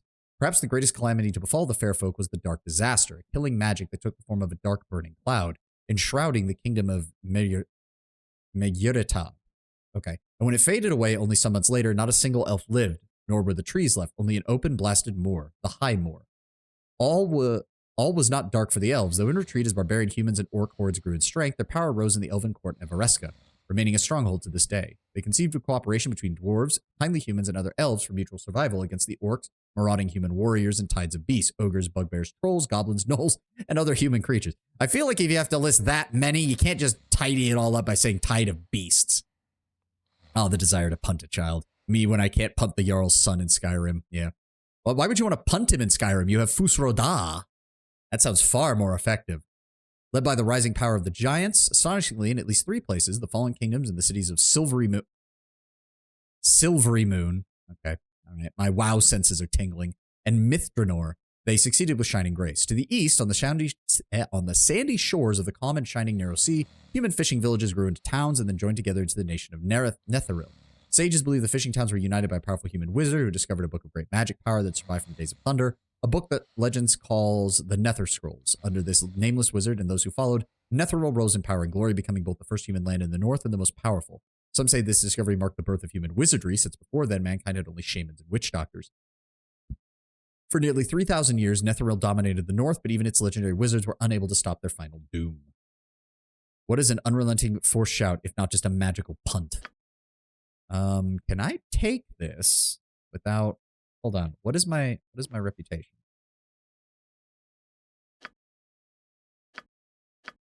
No. Reputation is 12. So if I take this... And then I check my reputation. We're still at a 12. Okay. And that's low. And there's nothing there. And there's some gold there. And again, nope, reputation's not going down, so. Woman, kid, what are you doing awake if everyone else in this house is asleep? Well, except for the person on the lower floor. Why is there another person on the lower floor? For now, what is the plan? As needed. The family arrangements of these commoners baffle me. And nothing in there. There's a lot of buildings around here. And if I know my old school RPGs, I'm going to be able to enter nearly every single one of them, and 90% of them will be completely useless. Alright, well that one's empty. That one we don't have to worry about at least. Looks like they have a grove of trees over here. Okay. What was that? The ambient noises are going to drive me nuts, because I can't tell if some of them are trying to tell me things like, oh, you heard this in the ambient noise. That means there's a certain monster in this area. And which of it is just, you know, just ambient fucking noise, which I suppose is very fitting for a D&D game. Not knowing if some random tidbit that the DM told you is actually relevant, or if it's actually just completely worthless. How big is this area? Holy shit. I have severely underestimated the size of some of these maps. I am too used to smaller maps. And there's the ad. We will be back in a few minutes. Probably play for a little bit longer, and then we will wrap up for the day. So go ahead and get a snack, get a drink, whatever you need to. I usually just stretch. God. Oh, my back and neck are feeling better, at least. Most of the maps here are on the larger side. As I said, it's been years since I touched Baldur's Gate, and I don't recall much of anything about it. My perceptions are being clouded by more recent video game endeavors. Not bad by any stretch of the imagination. Certainly not. I've raved about Pillars of Eternity. But yes, it is something to go back to these kind of games. It's kind of the same way, like, if you go back to Daggerfall from Elder Scrolls, any of the later Elder Scrolls, and it's like, oh yeah, no, like, Daggerfall, there's no fast travel. They properly rendered out a subcontinent. Like, it takes you a long fucking time to get anywhere. A long fucking time. I guess I don't have to be in the options screen. I can look over stuff here just to see what we're planning out. Does he really only have dagger? He does only have daggers. Specializes in death. 1 additional casting spell per level for the necromancy school, which I don't remember being particularly good until very high levels. Daggerfall's subcontinent that works roughly the same way as Starfield, aka 99% of the map is pointless. At least in that one, though, there were no pretensions about it, Tenwin. It was 99% of the map is empty. Because go out into the wilderness. How much do you actually see of people out there? Like, not every cave is interesting. Sometimes it's literally a hole in the ground. It's realistic, but not in a way that's fun, unfortunately. But again, at least Daggerfall had no pretensions. Fucking Bethesda, after people were complaining about that, coming out like, well, that's how we designed it to be, and you should just be grateful that the game is out and has so much to explore. With Daggerfall, it's just, yeah, of course, 99% of the locations are bullshit. Welcome to the real world. I'm just saying that gameplay-wise, it felt kind of pointless. Flex design-wise always has been. Again, with Daggerfall, it wasn't simply because they were actively trying to see how big of a game world they could make. I will give that to Bethesda's early designers. They were like, hey, the Elder Scrolls is a fantasy setting. We're going to make an entire fucking fantasy subcontinent and let the players just do what they want in it.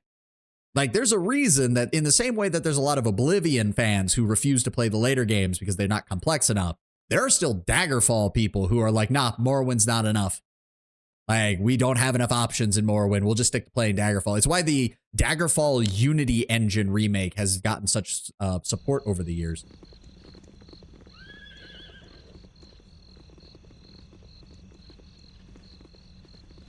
All right, well, here's another house. Oh, that one's locked. Okay. All right. All right. We won't go breaking into people's houses that are locked. Oh, fine. I guess it is the early morning. But now I can't. Now I'm not going to be able to tell if these places stay locked or if this is a day-night cycle thing and they're going to unlock at a later date. Some people would be silly like that, but to be fair, Bethesda hasn't kept up with the times with design. Oh, of course not. Hey, what's this? That is some leather armor. This one may as well take that. I'm gonna get paranoid because my reputation isn't going anywhere, so it doesn't seem to be counting as stealing. I don't know. Nobody seems to care.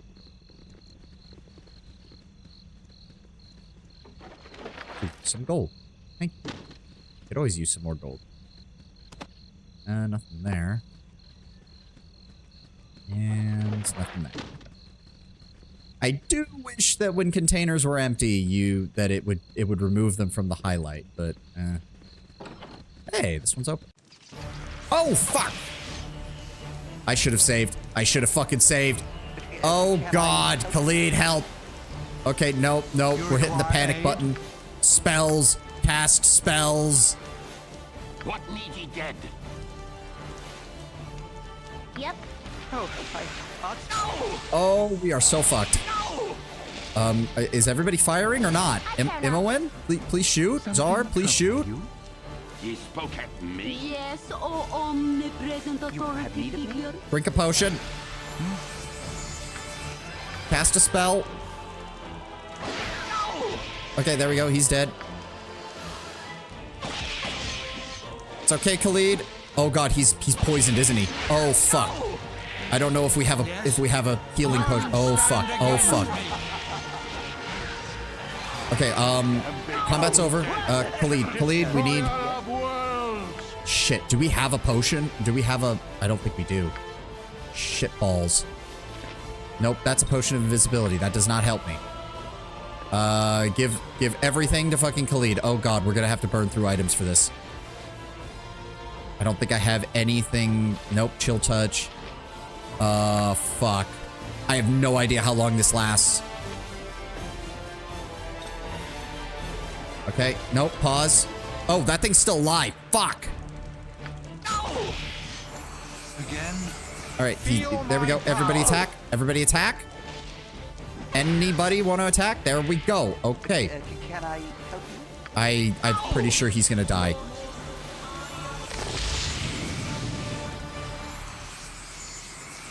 Do you... Oh, wait, I forgot. She's a spellcaster. She does have Cure Light Wounds, so hold on. I have no idea. How do I tell when it wears off? Oh, God. Poisoned. And there's no description, no context clues, no nothing. Fuck. Nature's servant awaits. No! It's fine. Can't tell. Okay, use the healing spell. No!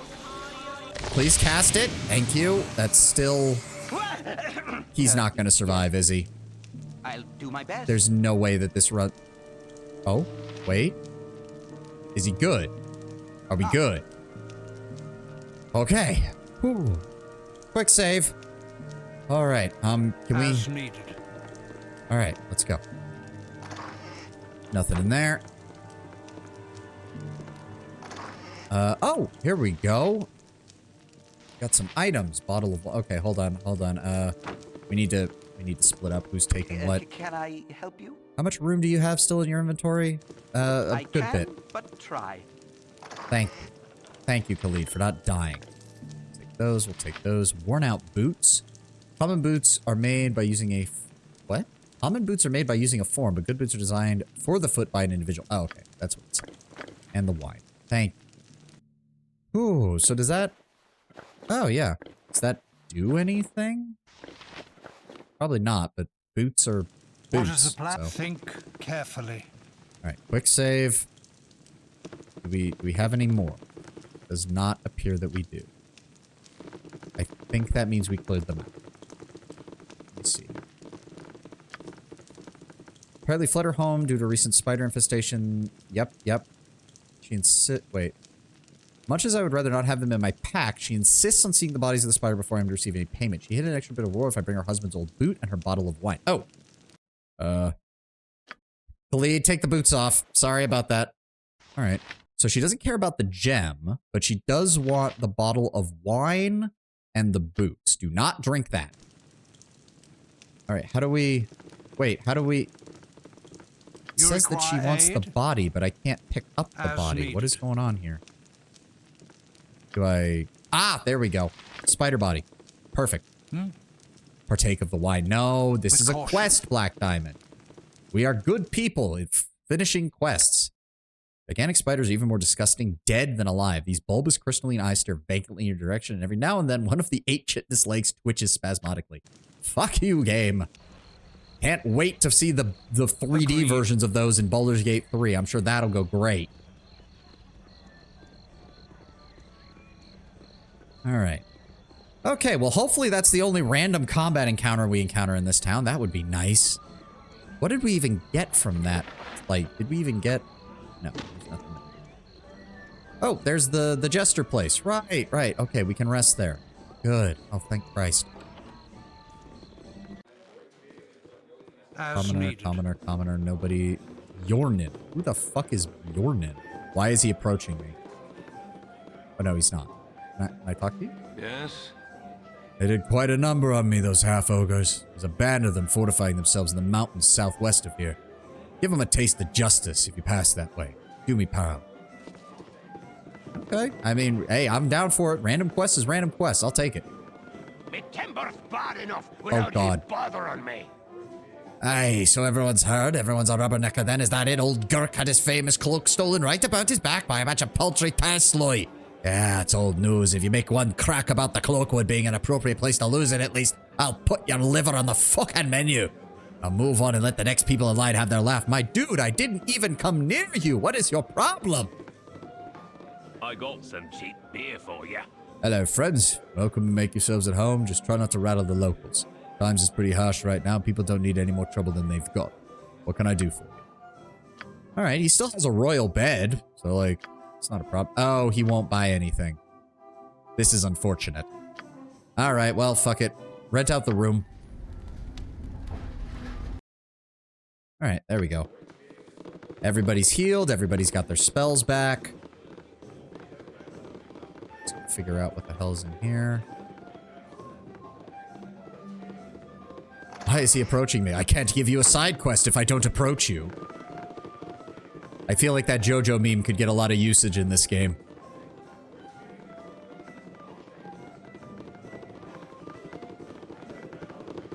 I can't randomly give you a side quest if I don't approach you. Well, you want to give me experience and items, by all means, approach me.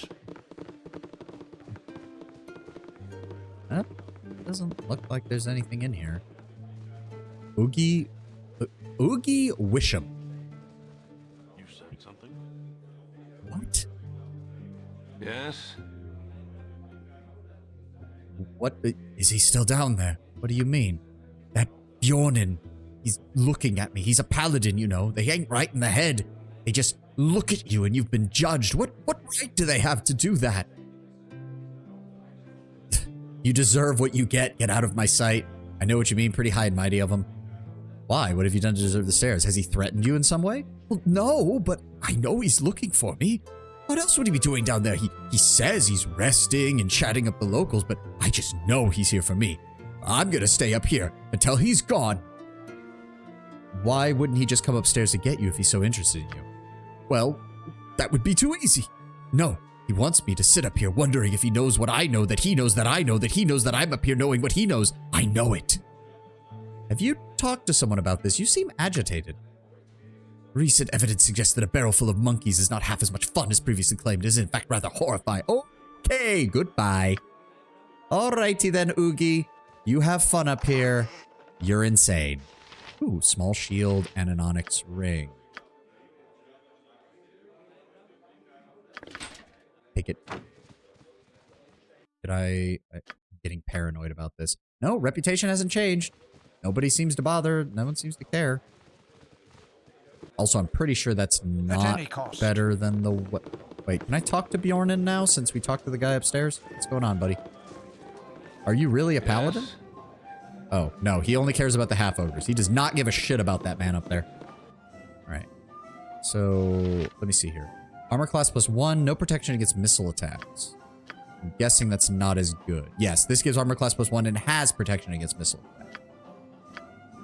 We also picked up a ring? But it's not magical in any way. Oh, right. We still don't know what that does. Well, we rested, so hopefully... Okay, good. It's daytime now. We need to find a merchant that we can sell some of this shit to. Oh my god, yeah. This is an actual, like... Holy shit, it's an actual village. Like, full-sized village. Oh, I thought this was a rock that was in the way. It's actually just a clearing, a path. Okay. Oh, that looks like it would be a... That looks like... Yeah, the Thunderhammer Smithy. Nice.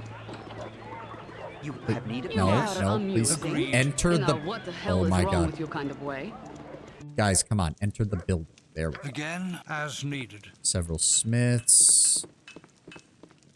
Kiss me, blarmy. What you wish done? Hello there. Is there anything I can do for you on this fine day?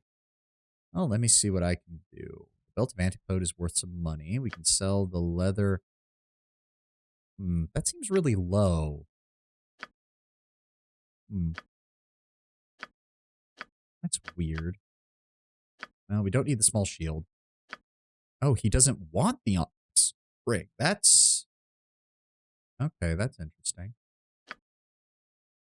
We can sell the Andar gem. Oh, we can't do it multiple. Okay, so we have to do this separate. So sell that first. That pretty much paid for our night here. We're going to hold on to the gem until we talk to the lady. Maybe she wants that too. Sell off 3 of these. Keep the short sword in case we need a backup weapon. Sell the long sword, the short bow, and the leather armor. We don't need that. Jar's not carrying anything. Sell the extras. Keep the short sword as a backup. Just in case. Does he have anything? Let me see here. Bruce Retort, which is a throwing axe. Okay. Only thing dwarven warriors love more than a cool pint of ale is a short-hafted blade of cold steel, perfect for penetrating the thick skulls of orcs. These axes serve equally well when thrown or held in one hand. Does it return? Because it's a +1. No, you buy them in stacks, so no. Okay. Mace +1. Yeah, we can't get... that would be nice so it doesn't break.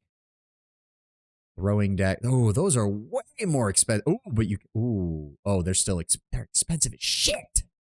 Holy fuck.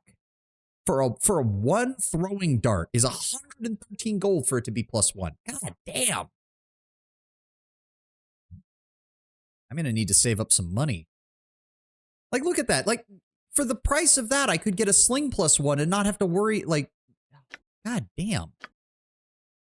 Quarterstaff +1. At least that's fairly cheap. Longsword +1's not too bad. Shortsword +1 not too bad. Arrow +1s aren't too bad. Arrow +2s are expensive as shit. Just the sooner that we get +1 equipment, the faster we get away from random item weapon breakage. The army site. I'm sorry? -1 extra attack per round, because it's a crossbow. Short-lived outposts of humans in the frozen forest unearthed this weapon and many others from the ruins of an ancient settlement deep within these cold lands. Never knowing the names of these distinct benefactors, the colonists used these tools to carve a large territory for themselves, though in the end it was for naught. Crushed by a superior number of hobgoblins, these unfortunate souls have joined the ancients in their anonymity. Is that all it does? +1 Thaco, +1 damage, no special effects, just... Okay. I mean, despite the name, you'd think it would... Ooh, a dagger with a poison effect. Hit target suffers 1 point of poison damage per second for 15 seconds. Oh, and that gives me at least a decent idea of how poison damage works. Okay. So a lot of them are going to deal at least just a bit of damage, though I'm sure that there are far worse. Far worse. Hide in shadows +50%. That's something we would definitely want to get Imowen. Large shield. High weight. But it's actually pretty cheap. Hold on. Yeah. It's just a slight increase in weight, but it is better. I guess there's no reason to have a medium shield. Does it affect, like, his speed? Maybe? I can make whatever you wish for a week. I mean, it was fairly cheap, too. How much was it? Yeah, it's actually pretty cheap, so not the worst idea. Yeah, weight 8, requires 12 strength, +1 armor class. +1 armor class and an extra +1 versus missile attacks, which is great because that's the only thing that's really damaged him aside from the spider poison.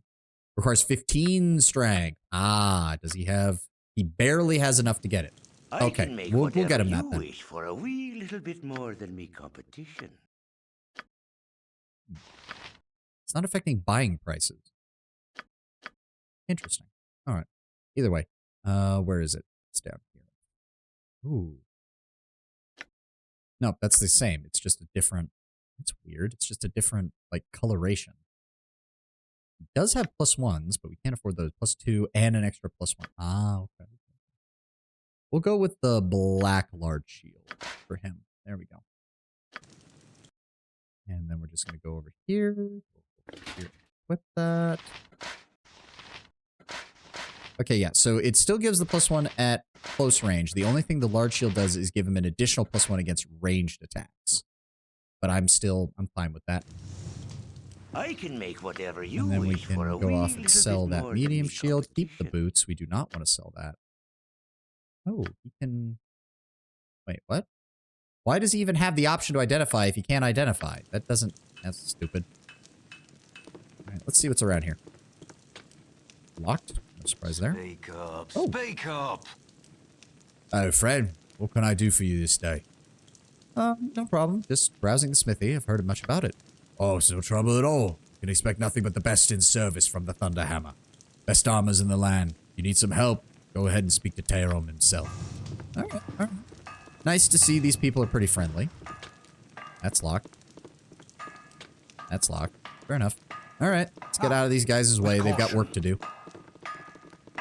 Please, please leave. Can we... No. What are you all doing? There we go. Yes.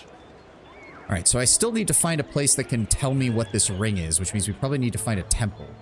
Preferably before... Well, I don't know if we have time for that, unfortunately. Not with the amount of shit we have to explore here. Hey, some gold. Thank you. That pretty much pays for our stay at the inn, which is nice. Oh, that's locked. I mean, surely there's a temple around. God, this place is huge. And I don't know if I need to talk to any of these people. On your mind? I hear the Zentrum have been spotted about lately. I bet you them riffraff are up to no good. Can't trust a single one of them. They'll step over their own mother just for the sake of doing it. Alright, so a cult or a religious group. Silky. Who the hell are you? Why do you have a name? Greetings, mercenaries. I am Silky. Excuse me, but I must ask that you leave me be. I am waiting for someone and do not wish to be distracted. Okay, fair enough. That must be the red... Yeah, the red chief. So there's an entrance into another inn there. Garrett. Why does that name sound familiar? Hello there. Oh. I have a pretty proposal for you. Hail, adventurers, I have a proposal for you. I've heard you're an excellent group of warriors. How would you like a well-paying job as bodyguards for my mistress? We are always on the lookout for money. Tell us more. Well, I am Garrick, and I work for Silk Rosanna. She's the most skilled musician and actor among the Sword Coast. In fact, she's to play at the Ducal Palace before the month's done. However, she's been having some problems as of late. Some thugs have been hired by Feldpost to hurt her bad because she didn't perform at an inn when she was supposed to. Can't blame her for not showing up, but with a villain like Feldpost running the place, she needs mercenaries to protect her until we're ready to go to Baldur's Gate. She's willing to pay about 300 gold. What do you say? Sounds fair. Wait. This feels... I don't know. This quest feels already like we're getting in over our heads. I have a very bad feeling about this, especially since he has a portrait, which means he's a companion character. Sounds fair. Why don't you show us to this mistress of yours? Just meet me outside of the Red Chief Inn. Oh god, there's a cutscene and everything. I have a very bad feeling about this.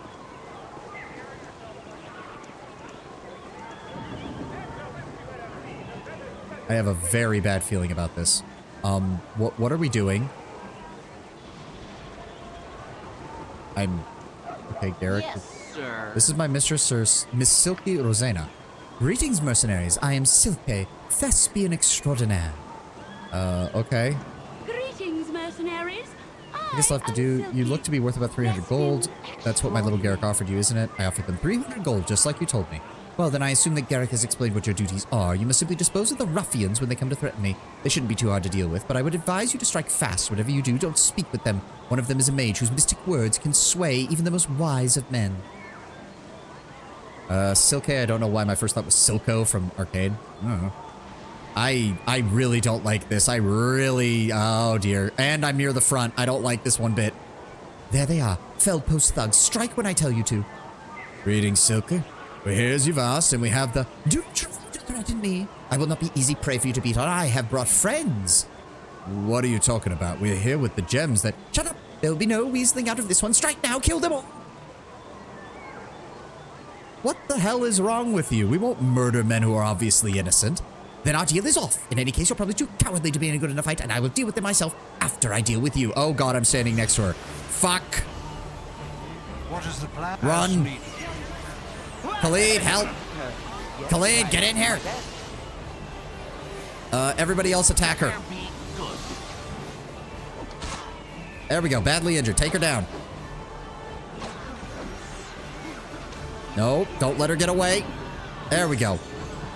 Holy fuck, what is wrong with this woman?